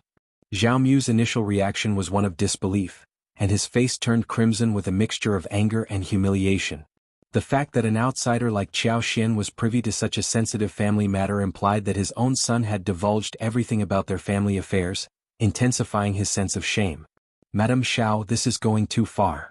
Zhao Mu exclaimed, his voice shaking with indignation. This is a matter concerning my family, and you have no right to interfere. Even my unfilial son should not have disclosed this. I had thought you to be a reasonable person. Am I wrong? Qiao Xian responded with a light chuckle, trying to maintain her composure. Old Master Zhao, please don't be upset and allow me to clarify my position. I pride myself on being a reasonable individual. Zhao Mu sneered inwardly, thinking, I won't back down. I'm not afraid of you. He then looked at Qiao Xian with a challenging expression. Qiao Xian continued with a calm demeanor, Old Master Zhao, let's discuss reason. As she spoke, Qiao Xian placed 2 IOU notes in front of Zhao Mu. He stared at them in shock, his eyes widening. What is the meaning of this? How did you come into possession of these IOUs? Qiao Xian maintained her composed smile but didn't offer an explanation. Gritting his teeth, Zhao Mu concluded, it must have been Zhao Shu. That ungrateful son must have given them to you. Qiao Xian replied gently, Old Master Zhao, let us refrain from such labels. Young Master Zhao is no longer part of the family, and you no longer have any paternal rights over him. Calling him ungrateful seems inappropriate when he is no longer your son. Jianghu was left speechless, grappling with the weight of Qiao Xian's words. Jianghu shot an intense glare at Qiao Xian, now fully aware that dealing with Madame Xiao was not going to be a straightforward task.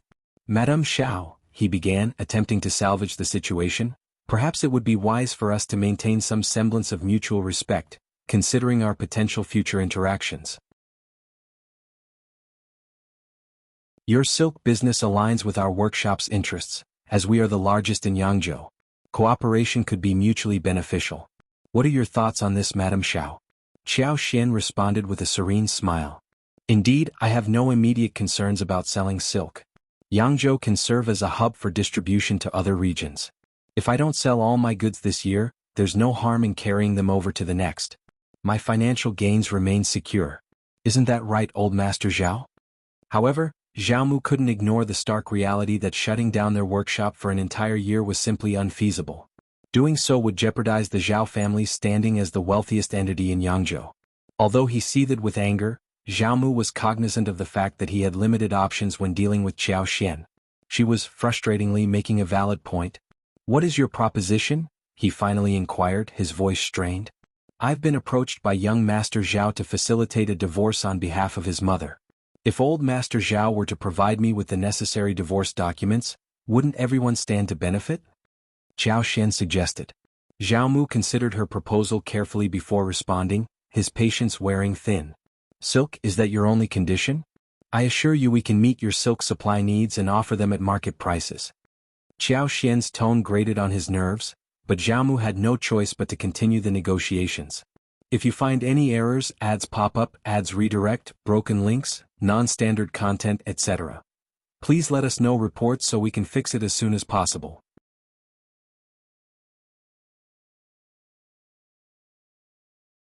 Chapter 1266. IOUs. Yeah, Qiao Xian responded, seemingly unaware of any issues with her statement. She maintained a pleasant smile as she continued, your workshop is exceptionally spacious, and a minor price adjustment could potentially result in significant losses for you, correct? Are you dissatisfied with the prevailing market rates? Naturally, you can explore other suppliers, but finding an alternative source for such quantities might prove challenging. Moreover, resorting to coercive means to obtain silk would only drive up prices, costing you even more in the long run, which hardly seems worthwhile. Jianghu remained silent, unable to formulate a retort. He begrudgingly acknowledged the validity of Qiao Xian's argument, though he remained far from convinced. As for those IOUs, Qiao Xian shifted the conversation back to the matter at hand. There are 10 in total, correct? I now hold possession of these IOUs, and I propose a fair arrangement. I'll offer you the market price for the silk plus half the value of those IOUs in exchange for Madame Zheng's divorce papers. Old Master Zhao, do you find this to be an equitable proposition? Jianghu couldn't help but rue his earlier decision to decline his father-in-law's offer and sign those IOUs. Little had he known that Ms. Zheng had diligently collected them and handed them over to Zhao Shu, their ungrateful son. Zhao Shu's betrayal stung him deeply. How could he allow outsiders to meddle in their family affairs? Jianghu firmly believed that labeling his son as unfilial was entirely justified. Recalling that each of those 10 IOUs was worth 700,000 liang, the total sum amounted to a staggering 7 million liang. If Madame Xiao were to demand repayment, it would undoubtedly spell disaster for the Zhao family, a situation he couldn't bear to contemplate. He was determined to reclaim those IOUs at any cost, lest Madame Xiao and their disobedient son wreak havoc at any given moment, a scenario he found unacceptable.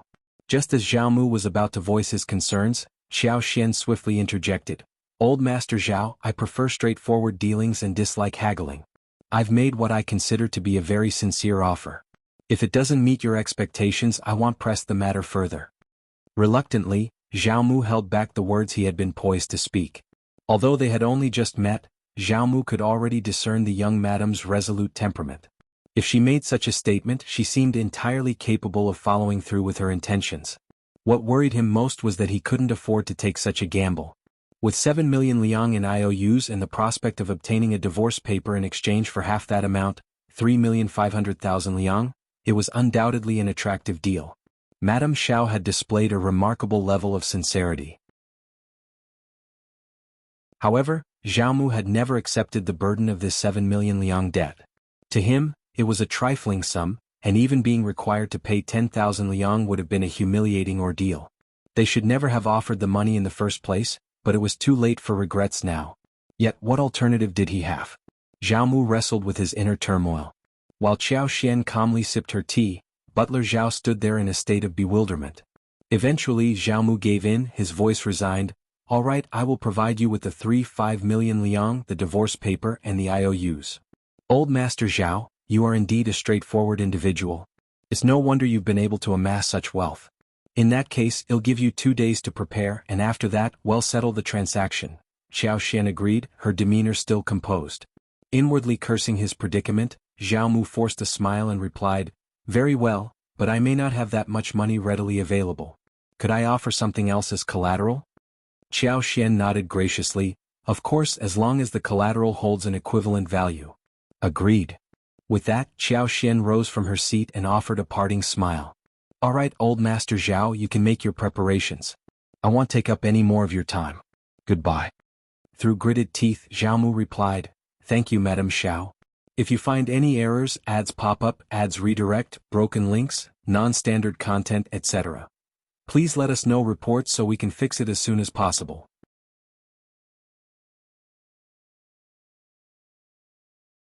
Chapter 1267, Money please Master Zhao, Xianxia said. With a nod and a gentle smile, Xianxia departed with her entourage. In a fit of rage, Xiaomu snatched the teacup beside him and hurled it to the ground. "How dare you! How dare you! How dare you!" Butler Zhao hung his head, wishing he could vanish into thin air. Old Master had incurred a substantial loss this time, and his fury was unsurprising. Yet, deep down, he knew that had he not disappointed Madame, matters might not have taken such a turn. It was a matter of cause and effect. Breathing heavily, Xiaomu turned his displeased gaze toward Butler Zhao. Butler Zhao quivered, managing a strange smile. "Master, examine the accounts and determine how much can be salvaged. Inspect the estate and assess the stockpile for valuable items." Butler Zhao's heart ached for Old Master. "Certainly, Master." They were about to distribute a considerable amount. Terrified of becoming the target of Old Master's ire, Butler Zhao hurriedly made his exit. Xiaomu vented his frustration for a moment before letting out a sigh of relief. He then slowly retraced his steps to the study. He needed to contemplate his future course of action. He firmly believed that without the Zheng family, he wouldn't have risen to prominence. The Zhao family's success had been solely due to his capabilities, nothing else. As for Zhao Shu and Madame Xiao, they would soon face his wrath. No one could subject Xiaomu to such suffering. The Zhao family could afford 5 million liang. The Zhao family was undeniably prosperous. In a mere half-day, Butler Zhao delivered the news that their account held a substantial 800,000 liang. Additionally, they possessed 2 well-endowed fields in the southern part of the city, spanning 20,000 mu and 6,000 mu respectively. In Yangzhou, prime fields commanded a rate of 13 taels of silver per mu. When combined with the abbeys and laborers, the 26,000 mu holdings amounted to a staggering 400,000 liang. Though the Zhao family owned a few more fields, they were undoubtedly being retained. The storage room harbored an abundance of valuable assets. Given that they had already invested 400,000 liang in acquiring an exquisite jade cabbage, they could potentially procure an additional 500,000 liang. Not to mention a towering pair of red coral pieces valued at approximately 400,000 liang. Furthermore, there was a complete set of Yuezhing tea sets, a pair of suet white jade bottles, a crystal screen, a box of southern pearls each the size of a longan, and much more. In addition to this, Old Master Zhao had 100,000 liang worth of gold tucked away in the cellar. Collectively, these resources made it far from challenging for the Zhao family to amass the required 5 million.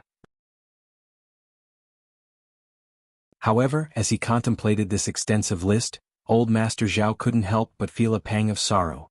These treasures had been accumulated over 2 or 3 generations of the family, with particular attention given to items purchased in the past decade.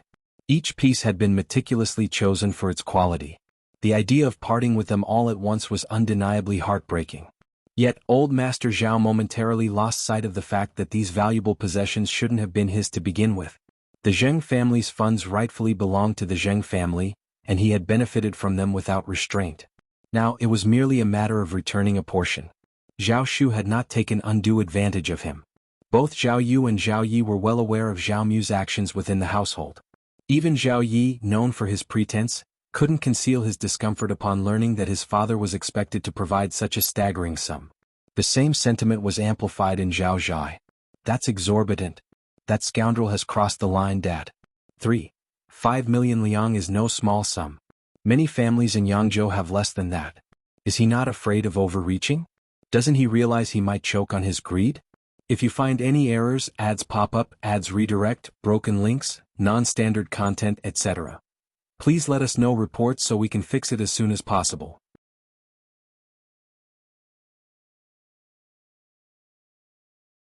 Chapter 1268. Forget it, we can't let him off so easily. Zhao Yi exclaimed.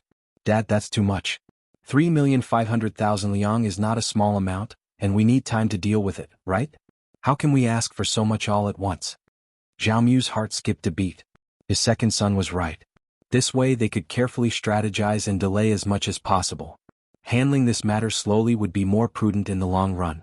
They could stretch it out over 8 or 10 years and it would yield better results. However, when he thought of Madame Xiao, who was always soft-spoken and wore a perpetual smile, Zhao Mu couldn't help but feel uncertain. This woman was an enigma. Zhao Yi suggested, Dad, what if I consult with our strategist about this? Zhao Mu agreed, that's a good idea. Go ahead. Okay, wait for my good news. Zhao Zhai, who was seeking help from others, sneered, we've suffered a significant loss in this lawsuit, and the official can't afford to offend them. Let's not waste our efforts. He resented Zhao Shu for prioritizing his own family, but seeing how determined Zhao Yi was made him sneer. However, his constant opposition to his father, Zhao Mu, always infuriated him. It was no different this time. Zhao Mu was already quite frustrated. His second son was actively contributing to the family's cause, while their eldest son not only remained unhelpful but also made sarcastic remarks. Zhao Mu shot him an angry glare and snapped, just be quiet. Your brother is working for the family's benefit, and what about you? You're not contributing anything but rudeness. Leave right now. Frustrated and furious, Zhao Zhai was expelled from his father's study. He lingered outside the closed door for a while before departing in anger. Why hadn't he been able to offer any assistance? He had been keeping an eye on family matters, but his injured leg made it inconvenient for him to contribute. Zhao Yi returned shortly after, wearing a dejected expression. It was evident that their initial efforts had not gone well. The strategist didn't provide a direct answer but rather remarked, there are established rules for everything. We can simply adhere to these rules and spare ourselves unnecessary trouble, don't you think? What he didn't disclose to his father was that he had paid the strategist 100 liang just to extract these words. The strategist's intentions seemed increasingly dubious. Zhao Mu remained silent for an extended period. The following day, Qiao Xian was given properties valued at 3.5 million yuan, along with divorce papers for Ms. Zheng. Qiao Xian had someone assess the value and handed over 10 IOU notes. The 3.5 million yuan included 26,000 mu of farmland and 53,000 mu of mountainous terrain, amounting to 550,000 liang in total. There was also 550,000 liang in cash. The two mansions were situated in prime areas of Yangzhou, one spanning 12 mu and the other 16 mu, with a combined value of 400,000 liang. The remaining balance was compensated with various valuable antiques. In any case, the settlement was even. Seeing such a substantial sum being taken away, Zhao Mu felt a profound sense of loss, as though a part of his heart had been hollowed out. His expression darkened. Qiao Xian smiled and remarked, Old Master Zhao, you should be content. The original sum was supposed to be 7 million liang, but it has been halved. You haven't suffered any loss at all. If you find any errors, ads pop up, ads redirect, broken links, non-standard content, etc., please let us know reports so we can fix it as soon as possible.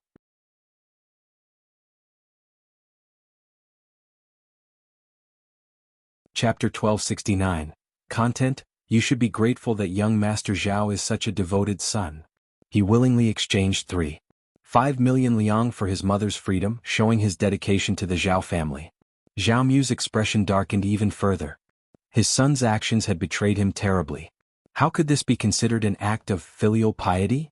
Holding the divorce paper, Zhao Shu's eyes welled up with tears, and even Uncle Qing let out a sigh. That's wonderful. Zhao Shu carefully put away the divorce paper, forcing a smile. We are no longer connected to Zhao. Madame Xiao, thank you immensely for your help. With a bow, Zhao Shu expressed his gratitude. Qiao Xian, aware of his discomfort, smiled warmly. Young Master Zhao, there's no need for such formality. We are business partners and it's only right to support each other. Madame Xiao, you're truly forthright. Zhao Shu smiled as he presented her with gifts. Please don't mention it, Madame Xiao. I'm not taking your assistance lightly. Without Officer Xiao's guidance and Madame Xiao's support, I wouldn't have achieved anything. The gifts were substantial, and after discussing it with Xiao Yunduan, Qiao Xian decided not to return them. Although they were generous, they were not too burdensome for Zhao Shu. 300,000 liang, 26,000 mu in 2 days, and 12 mu of land. Qiao Xian planned to head south every year when Zhao Shu began developing the floral fields in Hangzhou. Qiao Xian handed 300,000 liang to Xiao Yunduan along with 1,000 taels, advising him to use it wisely. In return, Xiao Yunduan gave Sun Qian and Sun Bai a letter to be delivered secretly to the Crown Prince. As trusted confidants of the Crown Prince with their own discreet channels, Xiao Yunduan had no worries about their ability to deliver the message. With a smile, Xiao Yunduan and Qiao Xian shared a sigh. It was no wonder that the southern business families enjoyed such luxurious lives. They were incredibly wealthy. Look at Zhao Mu. He managed to amass a few million in a single night. Qiao Xian made some calculations and realized she had nearly 500,000 liang but not many properties. She appeared to be quite wealthy herself. Satisfied with her situation, Qiao Xian had been in Yangzhou for a few days and was planning to visit Zhao Shu's floral field in Hangzhou before returning to her home in Yuzhong Heshan County. Upon hearing Xiao Yunduan's words, they both prepared to leave. Their reunion, even after a brief separation, was a joyous one, and their bond was as strong as ever. They had cherished their time together immensely. Qiao Xian couldn't stop gushing about the beauty of the southern flowers and willows. Xiao Yunduan, with a smile, nodded and held her close, reassuring her with affection. He had no intention of making his wife sad and was committed to maintaining his honor. The two of them spent a couple of days visiting 100,000 mu of mulberry gardens together. Qiao Xian used her extraordinary abilities to ensure the mulberry leaves in the fields grew better that year, enabling the silkworms to thrive and produce more silk. The silk's quality was expected to be exceptional. In this way, she felt less guilty about receiving 40% of the profits. However, she knew that next year her share would be reduced to 30%. This 30% would amount to approximately 300,000 liang, which she believed would suffice for any emergencies the Crown Prince might face. If you find any errors, ads pop up, ads redirect, broken links, non-standard content, etc., please let us know reports so we can fix it as soon as possible.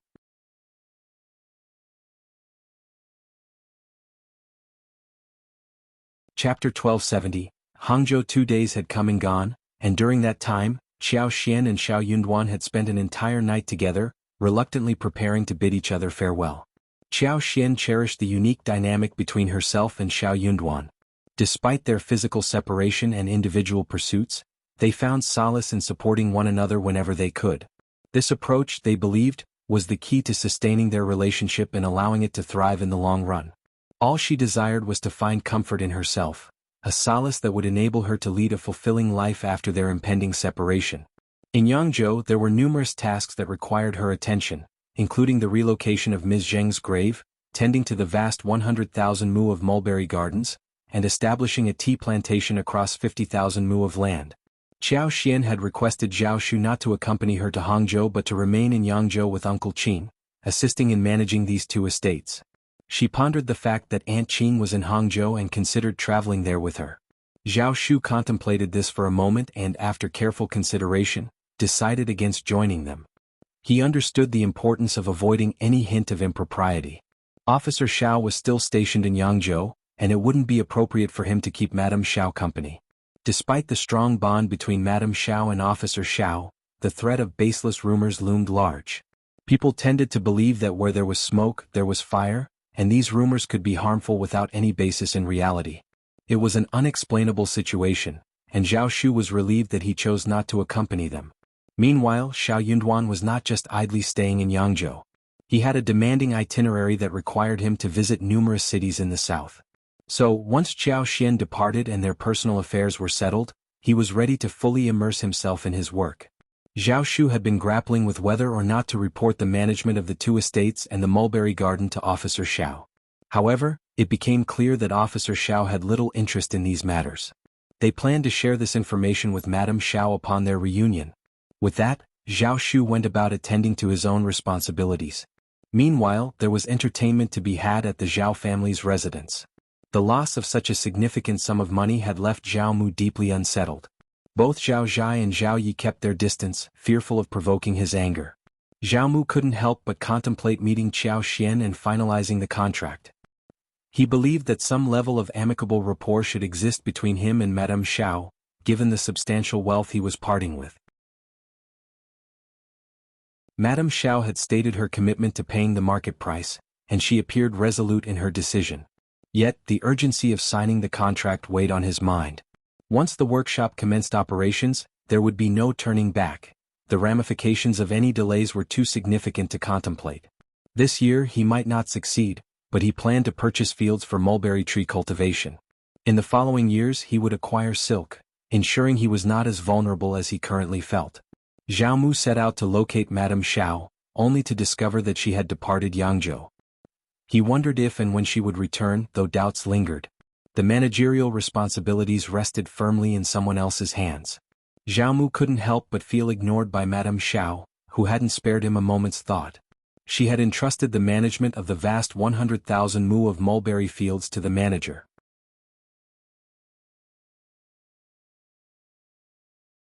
Chapter 1271. Manager Zhao Mu found himself heading towards the manager's office, not expecting what awaited him there. To his astonishment, the manager turned out to be none other than Uncle Qin. Shocked, Zhao Mu suddenly pieced together the puzzle and his emotions swirled into a turbulent mix of shock and anger. Zheng Qin, tell me the truth, was this Zhao Shu's scheme from the very beginning? Madame Xiao purchased mulberry fields, didn't she? He used her to deceive me, didn't he? It was inconceivable that someone could acquire such vast mulberry fields with a mere 2 million liang. It was a clever ruse, flipping the left hand with the right. I can't believe it. That scoundrel. How dare he play such a trick on me? He even had the audacity to pass the contract to someone else to trap me. As Zhao Mu seethed with anger, a wicked satisfaction washed over Uncle Qin. Zhao Mu, the wealthiest man in Yangzhou, and his young master had no allies, being both father and son. They stood no chance against Zhao Mu. Unexpectedly, together with Madame Xiao, they had managed to outmaneuver Zhao Mu and take a substantial bite out of his fortune. Master Zhao, you've got it all wrong. Madame Xiao did indeed purchase a portion of the mulberry garden. She hired me to handle the transaction. What's wrong with that? Master Zhao, you've never suffered a loss before. You're merely venting your frustration. Why let this anger consume you? Moreover, if word gets out, it won't reflect well on you. Both Qiao Xian and Xiao Yunduan were discreet individuals. Qiao Xian's brief visit to Yangzhou had sent shockwaves through the local business community, but she had vanished without a trace. The business elite continued to speculate about her origins. Uncle Qin had no desire to bring up Qiao Xian again. Zhao Mu merely snorted in response. He realized that spreading the rumor would not bode well for him. If it got out, he would find it difficult to face anyone, especially when he inevitably failed at the 500 meters and his son fell victim to outsiders' tricks. Zhao Mu shot an intense glare at Uncle Qin, his heart aching with anger. He was so infuriated that he couldn't find words to express his frustration. The audacity of Uncle Qin, a mere servant, to flaunt his influence in front of him. Zhao Shu, that scoundrel, must have truly crossed a line. He had contemplated confronting Zhao Shu, but the mere thought of it made his blood boil. So he opted to keep his silence. Despite his seething anger, he remained focused on the matter at hand. He had faced many grand challenges and storms in his life, and he couldn't afford to lose sight of his objectives. Observing Zhao Mu's rapid return to composure, Uncle Qin couldn't help but admire his ability to assess profit and loss. Madame Zheng simply couldn't match his business acumen. Uncle Qin made it clear that he wouldn't sign any contracts, reassuring Zhao Mu with a smile that Madame Xiao would undoubtedly uphold her promise. All he needed to do was be patient. When the silk hit the market, they would pay him the market price without offering any discounts. Zhao Mu muttered under his breath. Even Uncle Qin dared to challenge him. If it had been Madame Xiao, Zhao Mu might have been more diplomatic, but when dealing with Uncle Qin, niceties were out of the question. Zhao Mu sneered, "Very well, remember your words today. With that he departed. The mulberry garden still rested in Zhao Shu's possession, and he needed to amass sufficient funds to purchase the silk. His ungrateful son would make no exceptions for him, that much was certain.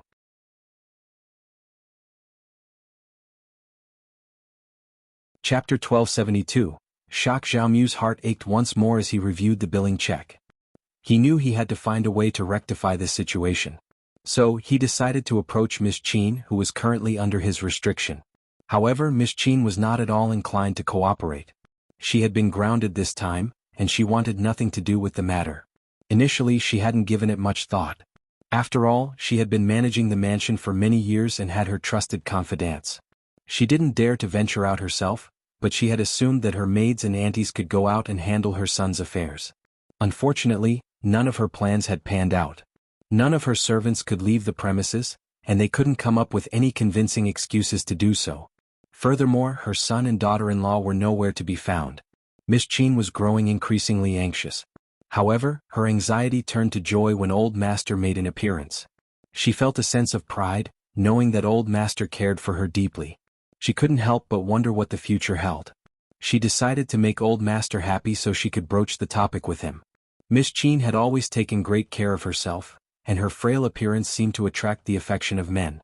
She had a history of being mischievous, something Xiaomu had once appreciated. But today he was not in the mood for it. He gently pushed away Ms.Qin, who was trying to entice him with her charms. Instead he pressed her about Ms. Zheng's dowry. "Where did you acquire everything?" he asked with a cold and suspicious gaze. Ms.Qin's heart sank at the sight of his demeanor. She stammered, "Old Master, all right, there are no outsiders here, so there's no need to say this. Whatever transpired in the past, Old Master, I hold no grudges against you. It's all history now, just tell the truth." Ms.Qin felt a bitter resentment building within her. The truth? She had already spoken the truth at least 8 or 10 times, but no one had believed her. Unable to hold back her emotions, Ms.Qin burst into tears, covering her face as her sobs racked her body. However, Xiaomu found no amusement in her tears. Instead he grew increasingly irritated. "Ms.Qin, what's this pretense for? If you want to speak the truth, don't force me to take action." Ms.Qin's crying only intensified. Old Master had always treated her well, so why did he suddenly doubt her this time? Desperation overcame Ms.Qin, and she knelt before Xiaomu, performing kowtows while swearing that she was not involved in any wrongdoing. How could she admit to taking something she had never touched? Xiaomu initially suspected she was putting on an act, but something didn't quite add up. When Ms.Qin made the promise, she seemed sincere and honest.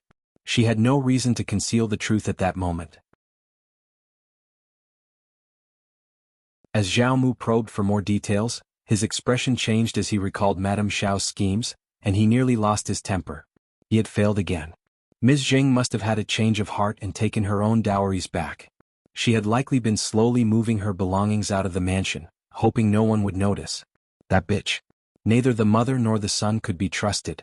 "Old Master, you finally believe me? Old Master, Zhao Shu is going too far.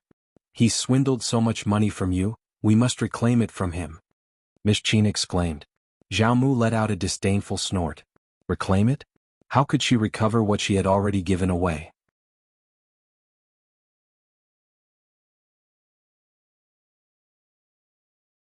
Chapter 1273. Petty Revenge compared to the sum of 3.5 million liang, a few 100,000 seemed inconsequential. It was beyond infuriating. Xiaomu seethed with anger, almost unable to contain himself. He was a seasoned veteran in the business world with decades of experience, confident in his ability to navigate any situation and outwit any adversary. Yet, against all odds, he had fallen into the clutches of this mother-son duo. Fuming, Xiaomu stormed out with an icy demeanor, his frustration simmering within him, nowhere to be released. Ms.Qin had lost her composure too. Once she gained her freedom, she stumbled upon the staggering compensation of 3,500,000 liang. Clutching her chest, she let out a heart-rending scream, the pain piercing her very soul. That money belonged to the Zhao family, to her son and to herself. How could Zhao Shu arbitrarily appropriate such a significant sum? That wretched scoundrel has gone too far. He's absolutely insufferable. We can't let him off the hook so easily. Ms.Qin gritted her teeth and summoned her 2 sons for a conference. "I've heard he's still in Yangzhou. No matter what it takes, we must teach him a lesson and force him to return every last cent. Ms.Qin's rage intensified, particularly upon discovering that Uncle Qin was overseeing the vast mulberry fields. It only fueled her fury further, as she suspected Zhao Shu's involvement. Their losses had been monumental. Zhao Zhai shared in the anger. He sneered, "Who does that brat think he is? You won't need any tricks after him through with him. In fact, it'll give him a few extra lessons so he understands that not just anyone can trample over us." Zhao Zhai harbored no qualms about a confrontation in Yangzhou. Zhao Yi, on the other hand, remained silent, his thoughts laced with inner curses directed at Zhao Zhai for his impulsive nature. What would be the purpose of physically assaulting Zhao Shu? Could it guarantee the return of the money? However, it couldn't be denied that Zhao Shu deserved some sort of retribution. If elder brother intended to confront him physically, there would be no objections. Ms.Qin had always excelled at subtle manipulation, and she found a sense of satisfaction in these sentiments. Indeed, he needs a stern lesson. Seek out individuals who can keep their mouths shut. Don't worry about the expense. Give them a thrashing and leave them incapacitated. But ensure they don't lose their lives. Humph, in Yangzhou nobody will care about his well-being. Encouraged by his mother's support, Zhao Zhai wore a satisfied expression and nodded in agreement. Initially, Zhao Zhai had intended to carry out this plan with his trusted servants, but he bumped into his close friend, Brother Lin, who inquired about his intentions. Although Zhao Zhai had wanted to keep things hushed, Brother Lin's curiosity proved relentless, compelling him to spill the beans. He made it clear that the matter should remain confidential. Young Master Lin pondered for a moment, then grinned. Brother Zhao, merely beating him up is child's play, too simple. Didn't you mention that his loyal servants control the 100,000 mulberry fields? What if we were to set fire to them? He. Zhao Zhai's eyes gleamed with intrigue and he responded with a smile. You're absolutely right. Why didn't I think of that, Brother Lin? You're a genius. Young Master Lin joined in the laughter. Plan it meticulously and watch them suffer. Absolutely. Zhao Zhai treated young Master Lin to a drink and set his plan in motion the following day.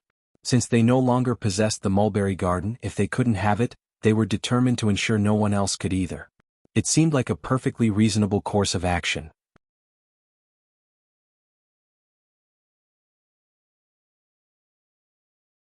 Chapter 1274. Fire. He could finally release the pent-up anger that had been festering in his heart, and the sensation was utterly satisfying. Zhao Zhai had always been known for his impulsivity and fiery temper. Thus, when the idea struck him, he couldn't contain his eagerness to put it into action. 2 days later, he arrived at Ms. Zheng's extensive mulberry garden, accompanied by more than 20 individuals. The sprawling 100,000 mu mulberry garden stretched as far as the eye could see, with the mulberry leaves just beginning to bud and flourish in the current season. Beneath the moonlight, the garden appeared as an endless expanse of green. Zhao Zhai swiftly organized his group into 6 teams, each tasked with bringing in various incendiary materials like oil, dried straw, flammable pine branches, and firesides from different directions. Once inside the garden, they lit the fires and discreetly made their escape. Their plan was to disperse and reconvene in different towns at dawn, avoiding any contact or communication in the meantime. In his quest to vent his anger, Zhao Zhai generously paid each participant 50 liang and added an extra 10 for the leader, totaling a substantial sum. This would be enough for these individuals to survive for at least half a month. Zhao Zhai had meticulously planned every detail, driven by a desire to witness the devastation of the mulberry garden that had once belonged to the Zheng family, a property that Zhao Shu had a share in. Accompanied by 2 personal page boys, he had formed a small team for this mission. Upon entering the mulberry garden and inhaling the fragrant aroma of the tender mulberry leaves, Zhao Zhai couldn't help but feel a pang of jealousy. This place had never been his and he believed it should rightfully belong to him. However, the thought of obliterating everything and the subsequent anguish that Zhao Shu would experience upon seeing the ruins the following day filled Zhao Zhai with a sense of perverse satisfaction. What Zhao Zhai hadn't anticipated, though, was that his loyal friend was no longer loyal. He had been swayed by external influences and had been surveilling Zhao Zhai for some time. Otherwise, he wouldn't have been caught in such a fortuitous manner. Zhao Zhai was apprehended red-handed with the individuals he had bribed. Of course, to make the ruse appear convincing, some of them had already initiated the fire, though it had been swiftly extinguished. The guards responsible for safeguarding the mulberry garden acted without hesitation, resorting to violence against everyone present, which included Zhao Zhai and his servant. Subsequently, they bound them and dispatched the culprits to the governmental office. Fortunately, our boss is exceptionally cautious. She acquired the entire 100,000 mu of mulberry garden in a single purchase, and being an outsider, she anticipated potential jealousy from others. She worried that someone might engage in underhanded activities behind her back, so she issued orders for daily patrols, especially during the night. She has a preference for exploiting the cover of darkness and the late hours, one of the guards explained. For a while, nothing unusual occurred, and we started to think that perhaps our owner's caution was excessive. We even considered recommending to the manager that the night patrols should be discontinued if no incidents arose within a few days. After all, this level of vigilance can't be sustained indefinitely. However, it all changed last night. The housekeepers and servants present clenched their jaws and glared at the miserable bandits before them. Unbelievably malicious. Fortunately, they remained diligent in their patrols and refrained from any complacency. This vigilance paid off when they observed these individuals sneaking into the mulberry garden the previous night, prompting them to discreetly tail the intruders. Initially, they believed the intruders were merely harvesting leaves and mulberry trees. Little did they know that the intruders were about to set the trees ablaze. If the fire had taken hold, the entire mulberry garden would have been reduced to ashes, and the consequences would have been.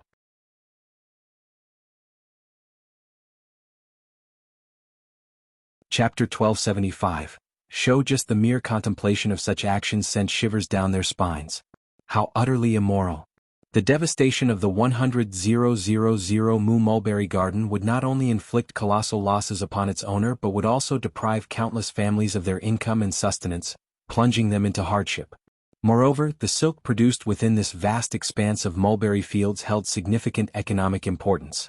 Its destruction would undoubtedly send shockwaves through the markets of Yangzhou and the entire Jiangnan region. The repercussions would be profound, leading to the closure of many small mills and the ruin of numerous livelihoods. Such actions were an egregious display of immorality. The official resolved to punish the culprits severely, making an example of them to deter any potential wrongdoers. The official himself was infuriated by these events.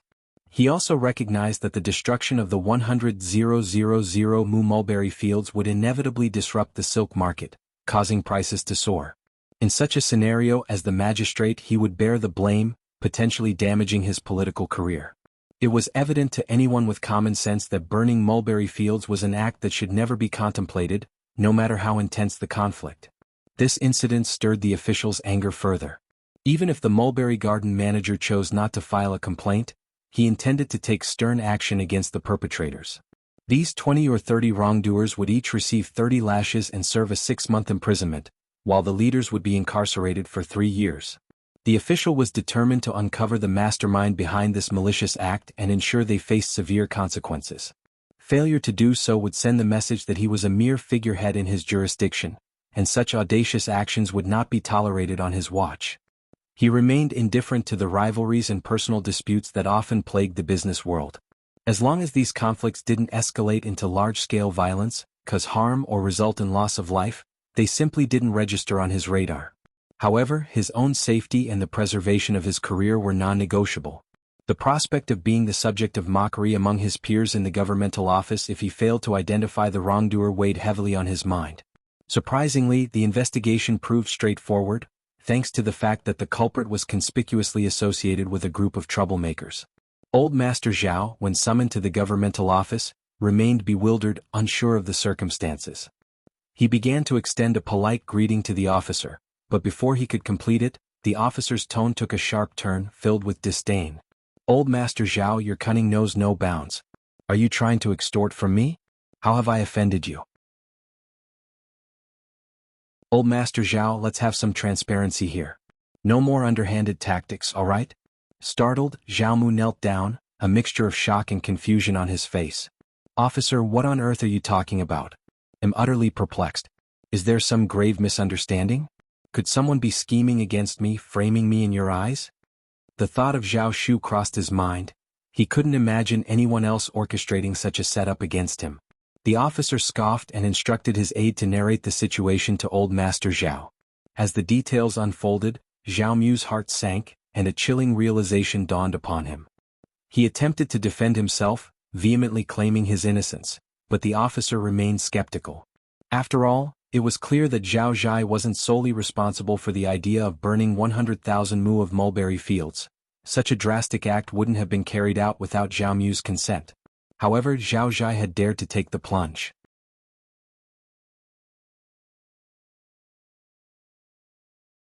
Chapter 1276. Money. Those unaware remained undaunted. Prior to the incident, Zhao Zhai was brimming with motivation, determined to make a significant contribution. He firmly believed that his efforts could elevate the Zhao family's standing, potentially earning his father's newfound respect. From this moment onward, he anticipated his father's heightened regard for him. He was eager to make his mark, plotting to astonish his father with an unexpected surprise, a secret known to no one. Had he shared his intentions, Zhao Mu would undoubtedly have rebuked him harshly, dissuading him from pursuing such a preposterous and perilous notion. As Zhao Mu broke into a cold sweat, the official couldn't help but sneer upon hearing Grandmaster's words. You should count yourself fortunate that your plan failed. Otherwise, the Zhao family could have faced imprisonment.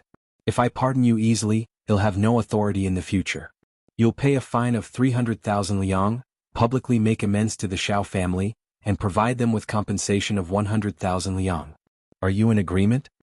Zhao Mu trembled, his heart aching for the money. While he wasn't truly convinced, his timid son had been apprehended red-handed and had confessed. Objecting wouldn't change the outcome. I am completely in agreement. That's good to hear. With 400,000 liang, Zhao Mu left the government office in a daze. Their account was now depleted. With the need to purchase silk this year and their funds falling short, they had to part with valuable possessions and antique items. He had initially planned to set aside 100,000 liang in savings, intending to settle their accounts after selling the silk. That was usually how large business deals were done. When no one bought raw materials, the payment would be paid in one go. However, given recent events, winning the approval of the Xiao family might prove challenging. This disobedient son was the root cause of all these troubles. Zhao Mu returned home, his face drained of color, and directed his anger at Ms.Qin. Ms.Qin was taken aback, regretting her failure to ignite the mulberry garden. She implored Zhao Mu to secure their son's release from prison. Infuriated, Zhao Mu kicked Ms.Qin to the ground, pointing an accusatory finger at her. You're a disgrace. Listen to yourself. You're nothing but an ignorant, foolish woman. Desperation gnawed at Zhao Mu. What had he been thinking when it came to his concubines? How could he have been so blind as to trust this foolish woman? How had she managed to deceive him? Zhao Mu scoffed. Our disobedient son has cost me 400,000 liang, and you expect me to spend even more on him? Forget it. He's getting what he deserves. 400,000 liang? Ms.Qin gasped in disbelief. Refusing further conversation, Zhao Mu sneered and left. Zhao Yi helped Ms.Qin to her feet, sighed heavily, and recounted the entire story. Ms.Qin clutched her chest in despair. 400,000 liang. It was an exorbitant sum, and now it was gone, her son's hard-earned money. She felt utterly heartbroken. This is absolutely outrageous. Ms.Qin fumed. The old master is so greedy and biased.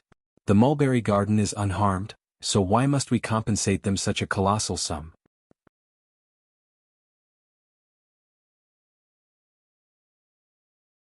Chapter 1277. Ms.Qin's anger. Furthermore, our family should not bear this burden alone. So many others have done the same. Why weren't they held accountable? Zhai is an honest person, and he would never engage in such actions willingly. Those individuals must have coerced him into it without a doubt. Zhai is the victim here. Those wrongdoers deserve punishment. Ms.Qin sobbed so intensely that it caused Zhao Yi a throbbing headache. He intended to clarify to Ms.Qin the gravity of the situation, emphasizing that anyone involved would face the wrath of the authorities, who would undoubtedly administer severe consequences.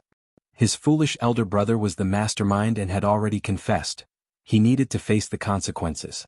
The official was infuriated to the point of extracting a harsh penalty from them.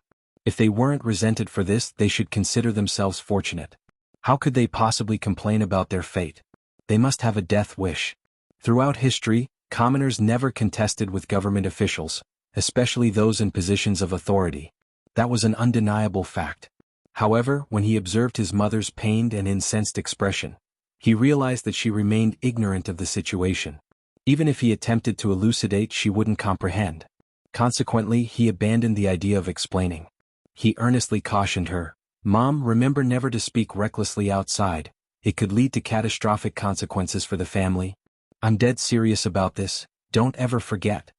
He emphasized the gravity of the situation. Ms.Qin was taken aback but grew even more indignant. This is just too much.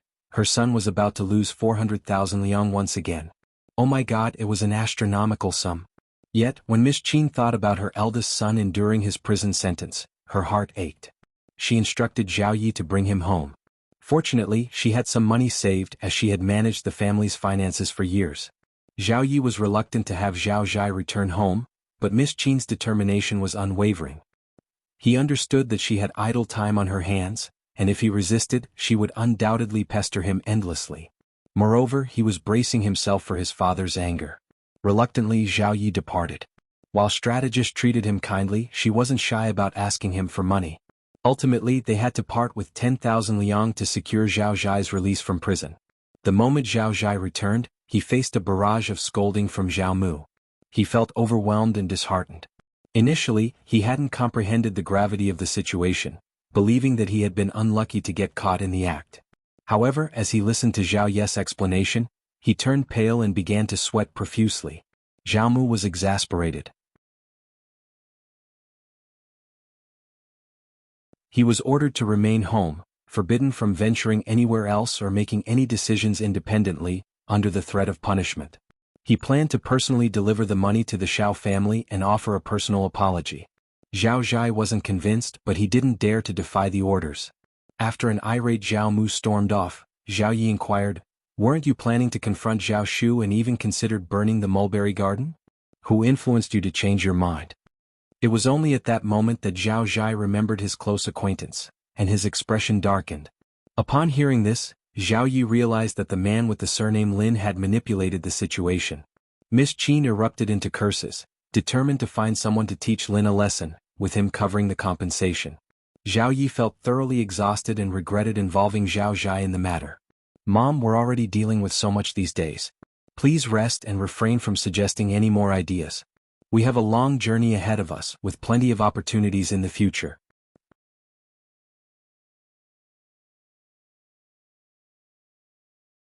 Chapter 1278, Compensation. That's all she said, and it was elder brother who took the initiative. You can't just turn to him for help. He was on the verge of remarking that elder brother was a mature adult who should have discerned right from wrong. How could he blindly obey someone else's orders? Was he being naive? He had it coming for falling into a trap. But when he fell into a trap, the entire family suffered. 400,000 liang, along with the 10,000 liang from his mother, not to mention the apology, these thoughts were unbearable. His chest ached just thinking about it. Ms.Qin remained unconvinced and cursed vehemently. Yet, her outburst led to a scolding from the old master and a kick, which made her think twice about causing more trouble. Still, she continued to mutter, "Just wait and see." Zhao Zhai glanced at her and Zhao Yi lowered his gaze and remained silent. He couldn't blame Brother Lin. They had always had a good relationship, and he couldn't have known the consequences of his actions. Brother Lin had simply acted out of misguided kindness. How could he be held responsible? Little did he know that not long after, Brother Lin, along with his wife and children, joyfully relocated with a substantial sum of money to their hometown, Zhenjiang. Zhao Mu had only paid 300,000 liang to the authorities, and the 100,000 liang owed to the Xiao family fell short. He managed to pay only 20,000 liang, leaving Zhao Zhai responsible for the remaining 80,000 liang. Zheng Qing was beyond infuriating. He even sent someone to remind them to apologize to him. They couldn't delay this any longer. Zhao Di didn't have 80,000 liang. But he couldn't muster the courage to ask his father. His only option was to approach his mother. Upon hearing that he needed 80,000 liang, Ms.Qin began to tremble. That was a substantial sum. They are utterly wicked. 100,000 liang. It's like they're robbing us. What options do we have? Zhao Yi felt utterly drained. Mom, the Xiao family is far from honorable, and Zhao Shu and Zheng Qing are only making things worse. If we don't give them the money, they'll be thrilled to have an excuse to create trouble at the government office. And if that happens, the government official held a strong grudge against the Zhao family. It was his decision, and if the Zhao family refused to compensate or apologize, it would imply they rejected his ruling. Naturally, the official wouldn't appreciate that. Ms.Qin struggled for words as she cursed, The Xiao family is despicable. And Zhao Shu, that scoundrel, conspired with the Xiao family and got his own father killed. He deserves divine retribution. Zhao Yi couldn't be bothered to correct his mother.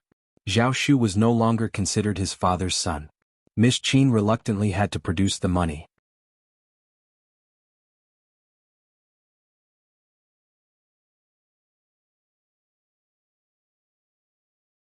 Chapter 1279.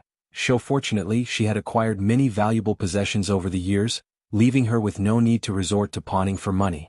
Reluctant to part with her exquisite jewelry, she carefully selected a handful of porcelain bottles and jade ornaments, entrusting Zhao Zhai with the task of pawning them for much-needed funds. As she clutched these precious items, her frustration got the better of her, leading to another scolding directed at Zhao Shu. Accompanied by these valuable assets, Zhao Zhai headed to the local pawnshop. Regrettably, he shared the same unfortunate trait as Ms.Qin, a lack of knowledge regarding the true worth of his possessions. Unbeknownst to them, a single pair of porcelain vases alone could fetch a minimum of 50,000 liang, with the other pair worth 40,000 liang. The pawnshop's manager and staff possessed keen discernment. Not only could they assess the value of items, but they could also gauge the character of their clients. Their instincts immediately identified this young master as an inexperienced and perhaps naive individual, merely from his body language. These were all lucrative opportunities knocking at their door, and they had no intention of letting them slip by. Consequently, Zhao Zhai's possessions, which could have been valued at 180,000 liang or more, were appraised at a mere 80,000 liang. Once the necessary 100,000 liang had been collected, Zhao Zhai had no choice but to proceed to the mulberry garden to offer his apology, accompanied by butler Zhao. To his chagrin, Uncle Qing received him, intensifying Zhao Zhai's sense of humiliation as if Uncle Qing were a servant who had betrayed his master. However, Uncle Qing found this reaction comical, reminding Zhao Zhai that he belonged to the Zheng family, not the Zhao family. Following a formal apology and payment of compensation, Zhao Zhai hastily departed, while Zhao Shu observed the unfolding drama with great interest. The Zhao family's lively affairs had cost them dearly, slicing away half of their holdings. If the silk trade did not perform well that year, their wealth would dwindle rapidly, potentially jeopardizing their standing as the wealthiest family in Yangzhou, and even leading to a financial collapse akin to a landslide. 2 days later, Zhao Shu approached Uncle Qing with a solemn request. None of the silk produced in Ms. Zheng's mulberry garden would be sold to the Zhao family. Ms. Zheng's suspicions about the Zhao family's malevolence were not unfounded. Why engage in business with those who sought to harm the mulberry garden? Zhao Mu, though seething with anger and resentment, refrained from publicly censuring Ms. Zheng's abbey. His own reputation was at stake after all. Instead, he chose to reprimand Zhao Zhai privately and began seeking alternative families to cultivate mulberries and rear silkworms. Zhao Mu disapproved of his wife and son's actions, having thrived in Yangzhou for many years thanks to the Zheng family's support, which had ultimately made him the wealthiest man in the city. Consequently, he had attracted envy from many quarters. Now, his fortunes were dwindling and he found himself a target for others' ambitions. As a result, his plan to sign contracts and purchase silk faced considerable obstacles. Prices were artificially inflated, and sellers insisted on receiving the full amount up front, refusing to negotiate. Silk always found its buyers, and Zhao Mu, infuriated and frustrated, had no choice but to begrudgingly pay the full price. He resolved to prepare for the coming year when the mulberry fields would yield their harvest. However, this approach strained their cash flow, leaving the family with empty accounts and forcing them to sell some of their cherished possessions.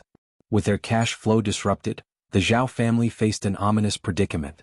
It was as though the mountains had crumbled and the earth had split beneath their feet. If you find any errors, ads pop up, ads redirect, broken links, non-standard content, etc., please let us know reports so we can fix it as soon as possible.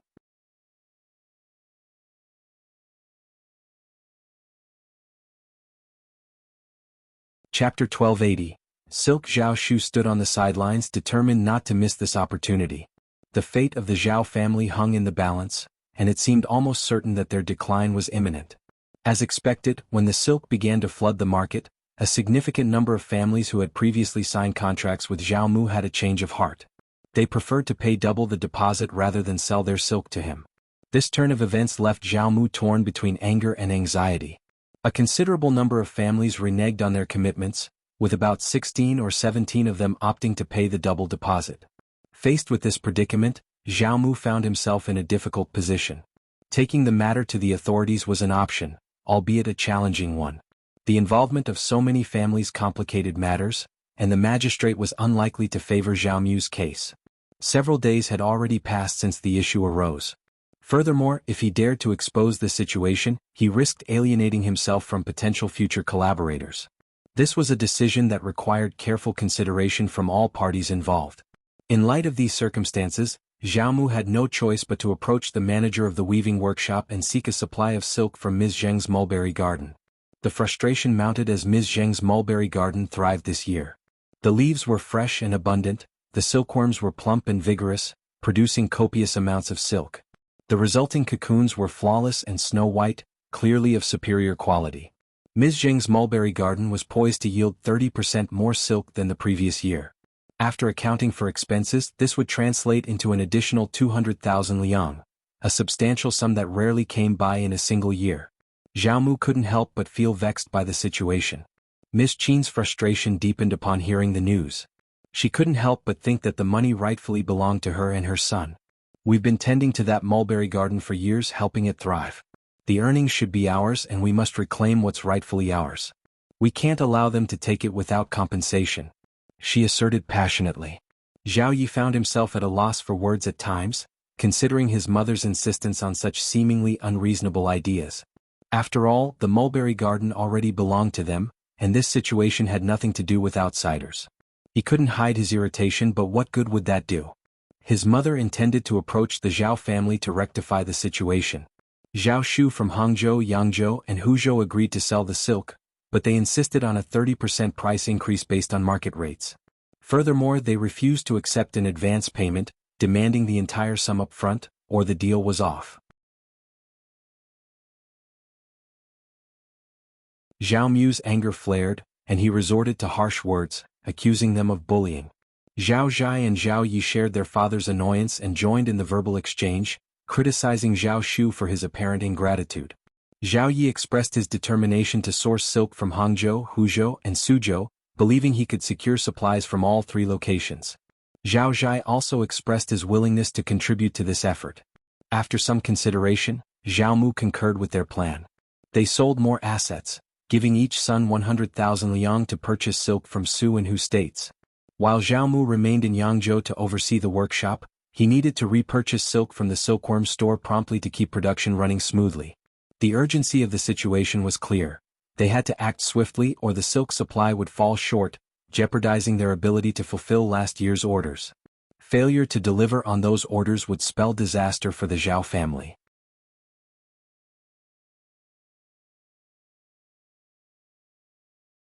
Chapter 1281. Unthinkable. The workshop descended into chaos due to the severe lack of labor. Reassembling the workforce once they dispersed would prove to be a formidable challenge. Zhao Zhai and Zhao Yi faced substantial obstacles during their procurement efforts. The Su and Hu states were plagued by significant negative karma, and their annual demand for locally produced silk made it nearly impossible to sell any to outsiders. When foreign merchants arrived seeking to purchase a substantial quantity like 100,000 liang, equivalent to 125,000 kilograms, it left everyone perplexed. How on earth could they afford such an enormous amount? Their purchases of less than 5,000 kilograms immediately drew the ire of prominent local business figures entrenched in the negative karma industry. Furious at what they perceived as young Master Zhao's interference in the local market, they united to expel the newcomers. Zhao Yi displayed astute judgment. He offered some conciliatory words and left Suzhou with his modest 4,000 kilograms of silk. It was abundantly clear to him that lingering longer would not yield any further purchases. Local businessmen had made it explicitly clear that even if he stayed, he wouldn't be able to secure any additional silk. Silkworm households would not risk alienating the locals by selling to outsiders. Being able to safely transport 500 grams of silk back was already a minor victory in itself. In his mind, Zhao Yi was oversimplifying the entire ordeal. Their situation was dire and there was no going back. In the Hu state, Zhao Zhai encountered a similar predicament. While he managed to acquire a larger quantity of silk than his counterpart, he too was eventually forced to leave after buying nearly 10,000 kilograms. Yet, Zhao Zhai's stubborn temperament meant he wouldn't accept being chased away so easily. If Ms. Qin had encountered a similar situation, she would have shared the same perspective as him, that she was investing in her business, not coercing anyone into buying or selling, and certainly not engaging in theft. So, why was she unable to make any purchases? In the end, during Zhao Zhai's attempt to make a purchase, he encountered troublemakers who assaulted him, concealing their identity with a sack over his head. Despite the ordeal, Zhao Zhai continued to vent his frustration during the 500-meter trek back to the hostel. He refused to back down, exclaiming, "You don't want me to buy? I want to buy. I'm not stealing, I'm openly purchasing. Why can't I make a purchase?" Undeterred, Zhao Zhai instructed his men to persist with their attempts to acquire silk and even suggested raising the price, believing no one would willingly part with their money. However, fate was not on their side. Not only did they fail to secure any silk, but they were also swindled out of over 50,000 liang. In the end, they hastily returned to Yangzhou. Zhao Mu was seething with frustration. While Zhao Yi didn't manage to obtain a significant amount of silk, he had expected as much. Buying such a substantial quantity of silk was no easy feat. The southern silk industry was highly developed, and silk remained in high demand across every city. Typically, there was only enough for local silk producers, making large-scale purchases a rarity. However, Zhao Zhai suffered a massive loss, losing more than 50,000 liang, despite acquiring over 5,000 kilograms of silk. This was a significant setback. Due to the scarcity of silk, the workshop would be forced to shut down within a matter of days. Consequently, they would either have to pay the workers without any production or resort to layoffs. The situation would only worsen if they couldn't meet their delivery deadlines. The Zhao family faced the impending loss of everything they had worked for. Under these dire circumstances, Zhao Mu had no choice but to visit Ms. Zheng's mulberry garden.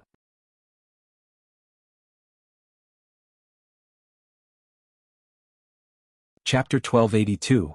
Bowing. Zhao Mu's anxiety intensified as he observed the workers busily moving goods in and out. He had no desire to engage in conversation with Uncle Qin, so he expressed his intention to meet Zhao Shu instead. Witnessing Zhao Mu clenching his teeth, Uncle Qin couldn't help but sneer inwardly, harboring a deep sense of disdain. Old Master Zhao had neglected his paternal responsibilities during his time as a father, so when he now sought assistance, he seemed unsure of how to proceed. Why did his young master wish to meet him? Who did he believe himself to be? Uncle Qing's arrogant attitude infuriated Zhao Mu, leaving him feeling utterly helpless. Despite the overwhelming frustration, he reluctantly compelled himself to engage with Uncle Qin. Uncle Qin maintained a composed demeanor, sporting a smile as he reiterated that the Zhao family would have to pay the full price for silk, an amount 30% higher than the market rate. He displayed indifference to whether Zhao Mu accepted the offer or not. After all, the silk produced in their own mulberry garden consistently sold out. If they failed to sell it in Yangzhou City, there would always be eager buyers in Xuan. Zhao Mu's anger boiled over, prompting him to depart with a stern countenance. Meanwhile, Zhao Shu watched the situation unfold with great satisfaction. Zhao Mu had given his best effort but ultimately failed. There was no way around it. They needed to address the issue with Ms. Zheng's mulberry garden to resolve their problems once and for all. Upon tallying the precious items in his private savings, Zhao Mu found that fewer than 30 pieces remained. These were all exceptional goods, the result of 3 generations of the Zhao family's tireless efforts to acquire them, and they were valued at over 2 million liang. Zhao Mu was genuinely reluctant to go through with it. He was confident because he had initially intended to pass on this knowledge, and once it was sold, it would be exceedingly challenging to buy it back. The thought of parting with these treasures was not something he wanted to entertain. In the end, they decided to empty the warehouse and allocate 6,000 liang of gold to deliver these treasures to Ms. Zheng's abbey in exchange for the needed silk. At this juncture, Zhao Mu had calculated that the Zhao family's wealth had diminished by nearly 2/3 in just 3 months. It was evident that the Zhao family's aspirations of becoming the wealthiest in Yangzhou were now a distant dream. Zhao Mu's shock was palpable and his expression darkened. An ominous silence enveloped the mansion, with no one daring to utter a word for fear of incurring Old Master's wrath. As the boxes were carried away, Ms.Qin couldn't help but feel a painful ache in her heart. It was her money, her son's money. She seethed with anger at Zhao Shu's greed in seizing her son's properties. With the workshop matter resolved, Xiaomu turned his attention to his impending second marriage. Despite his recent trials, he still had some savings left. Upon hearing the news of his forthcoming nuptials, many families expressed interest in him. Ms.Qin, overwhelmed by her concerns about money and property, had neglected this aspect. However, she realized that she couldn't intervene anymore. Her two sons were grown adults with their own families. If the new daughter-in-law wasn't capable, she might not gain a foothold in the family. Therefore, Xiaomu decided to marry a capable woman. His new wife was 18 years old and managed to tie the knot before the 15th of August. She adeptly established her authority with her two sisters-in-law, recognizing Ms.Qin's long-standing service and the fact that she had two grown-up sons, giving them due respect. However, as the mother-in-law, she insisted on setting rules for her daughter-in-law. Ms.Qin felt as though she had been slapped in the face, seething with annoyance at this turn of events. If you find any errors, ads pop up, ads redirect, broken links, non-standard content, etc., please let us know reports so we can fix it as soon as possible.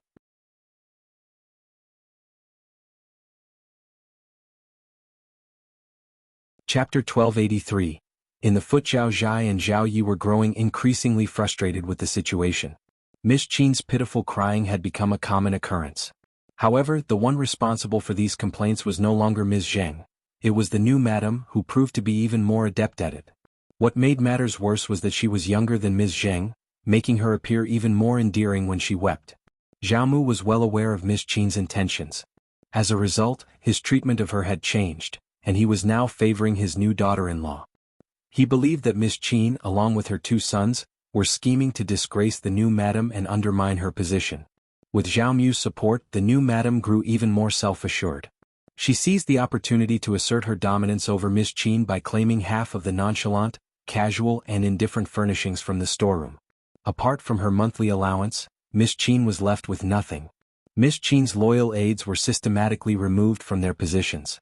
Ms.Qin found this situation intolerable. She had a few tricks up her sleeve, having served the Zhao family for many years. This ignited a fierce battle between her and Madame Zhao.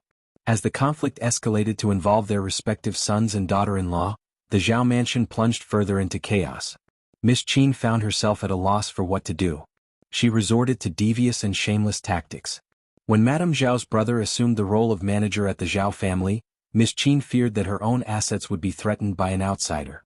Desperate to prove his incompetence, she even attempted to bribe someone to set fire to her brother's warehouse.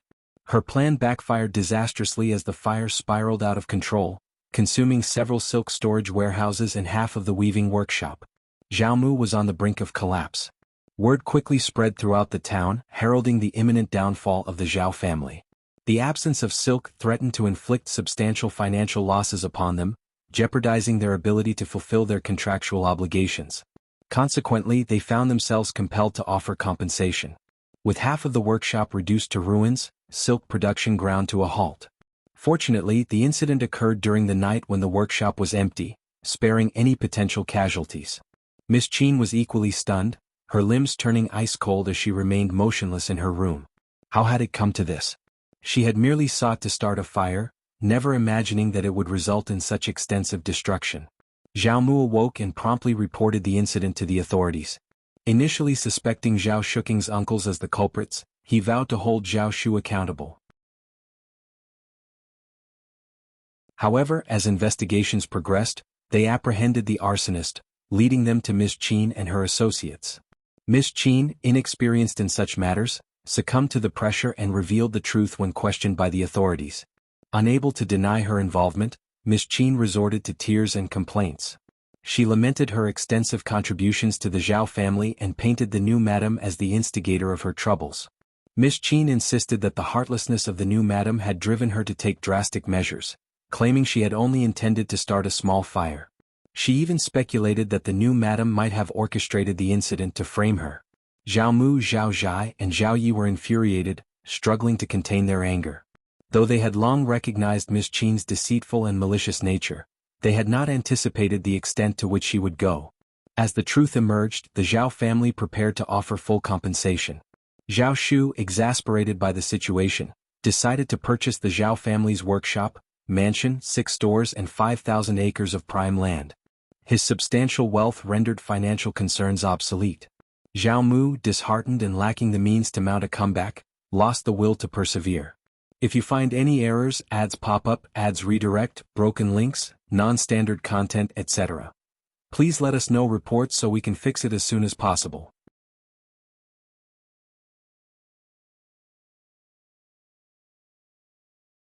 Chapter 1284. Investigation. They could no longer remain in Yangzhou, it had become nothing more than a jest. After liquidating all their assets, the entire family relocated to Changshu. There they purchased over 1,000 mu of fertile land, erected a moderately sized home, and assumed the mantle of rural landlords. While they could lead a comfortable existence, it still paled in comparison to the modest country folk.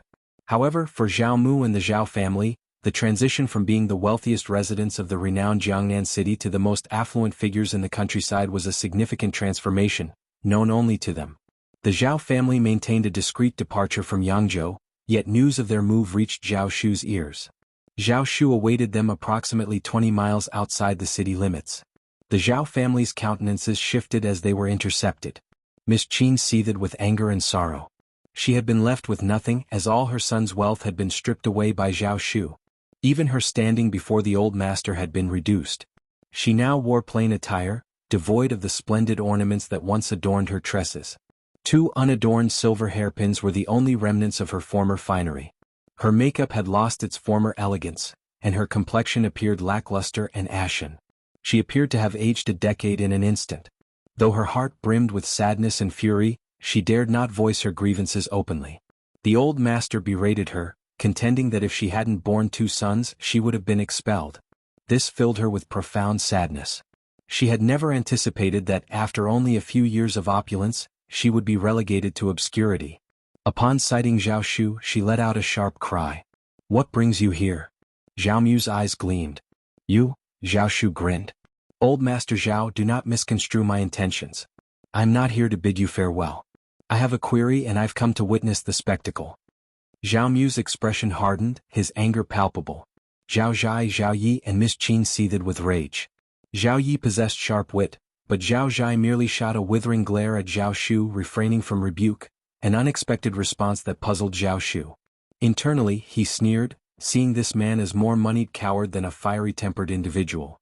With the Zhao family's defeat, they were powerless to counter. Contempt surged within Zhao Shu. The prospects of a Zhao family resurgence, with these 2 brothers at the helm, appeared bleak.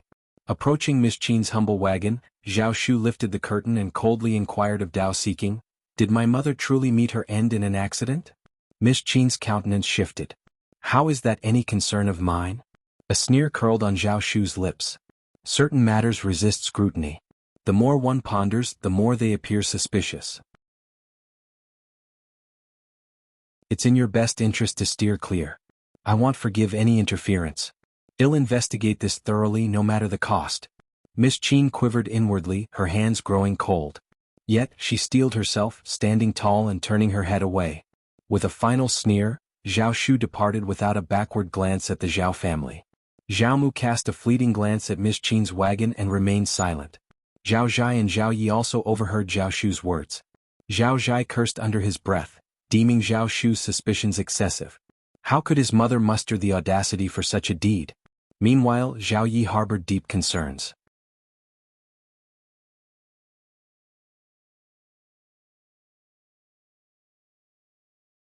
Chapter 1285. Back to Shaoding village. He was cunning, but he possessed a clear sense of purpose. The Zhao family stood no chance against Zhao Shu. Zhao Yi didn't even dare contemplate seeking vengeance. Should his mother truly have committed such an act, Zhao Shu's forgiveness seemed an unlikely outcome.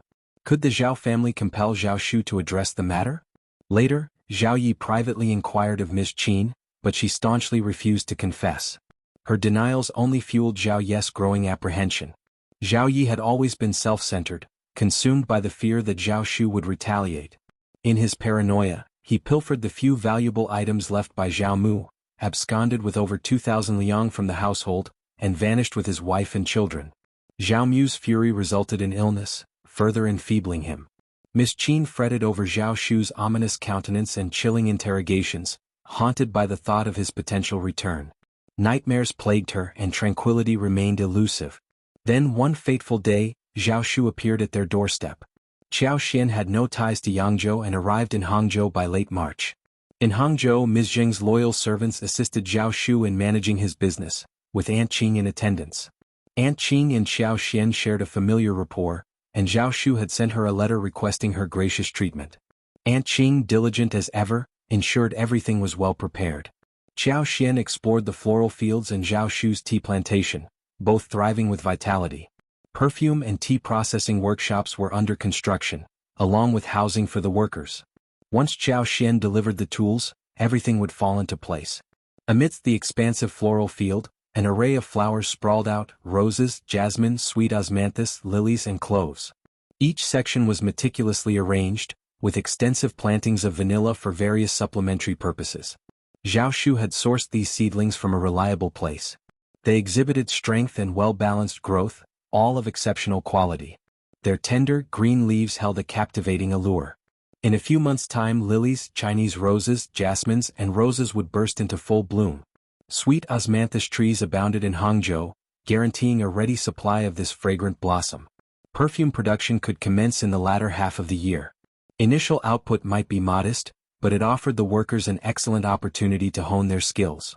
Xian, after a thorough inspection, used her unique abilities to aid in the plant's growth, departing with a sense of satisfaction. Aunt Qing held a private admiration for Madame Xiao's unassuming diligence. Rather than merely putting on a show, she had ventured 500 meters to inspect the progress. Madame Xiao's humility was evident.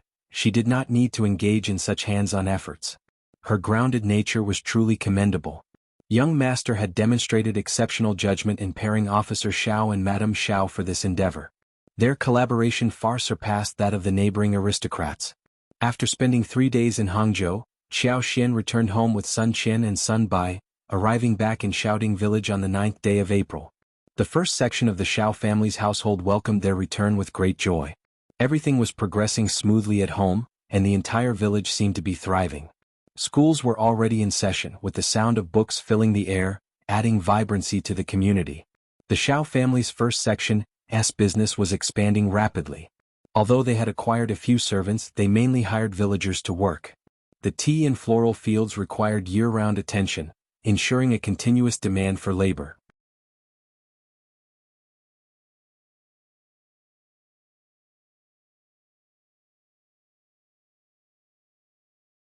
Xian couldn't help but wonder if she should request her husband to create more fans when they returned to the capital, considering their potential usefulness one day. What Xian didn't anticipate was Xiao Lulang approaching her, asking for Xiao Yunduan's revision materials and articles before the examination. Xian didn't mind helping out, but Xiao Lulang's tone and demeanor left her feeling uncomfortable, as if he were attempting to swallow his pride. It irked Xian. Eldest uncle appeared quite hopeful. "Miss Qiao, please find something for Lulang to assist him. It would be an honor for the Xiao family if Lulang succeeds, and the two brothers could support each other." This only intensified Xian's discomfort. She couldn't even muster a feigned smile in response.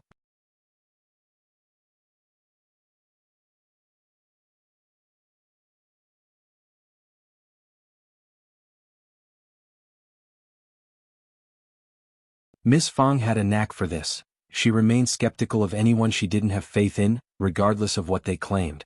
Ms. Ma even lamented that the first branch of the family was wealthy and looked down upon them, dreading that her son might outshine Xiao Yunduan. Consequently, out of envy, Miss Fang was reluctant to offer any assistance. Xian grinned. "He'll just gather all of my husband's belongings and take them away." Miss Fang concurred. "That sounds like an excellent plan."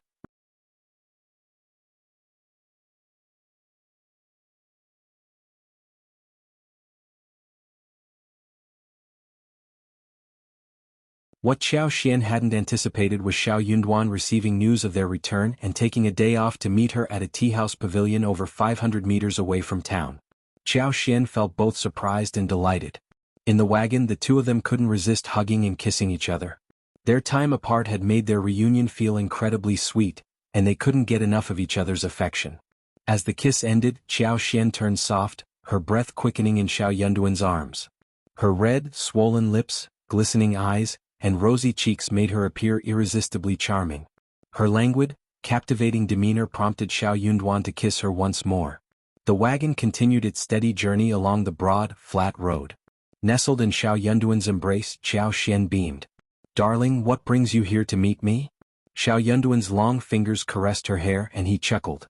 "I missed seeing you the last time you were here, so I took this opportunity to make amends. But most importantly, I missed you. If you find any errors, ads pop up, ads redirect, broken links, non-standard content, etc., please let us know reports so we can fix it as soon as possible. You're tuning in to the Phantom Sword Chronicles YouTube channel.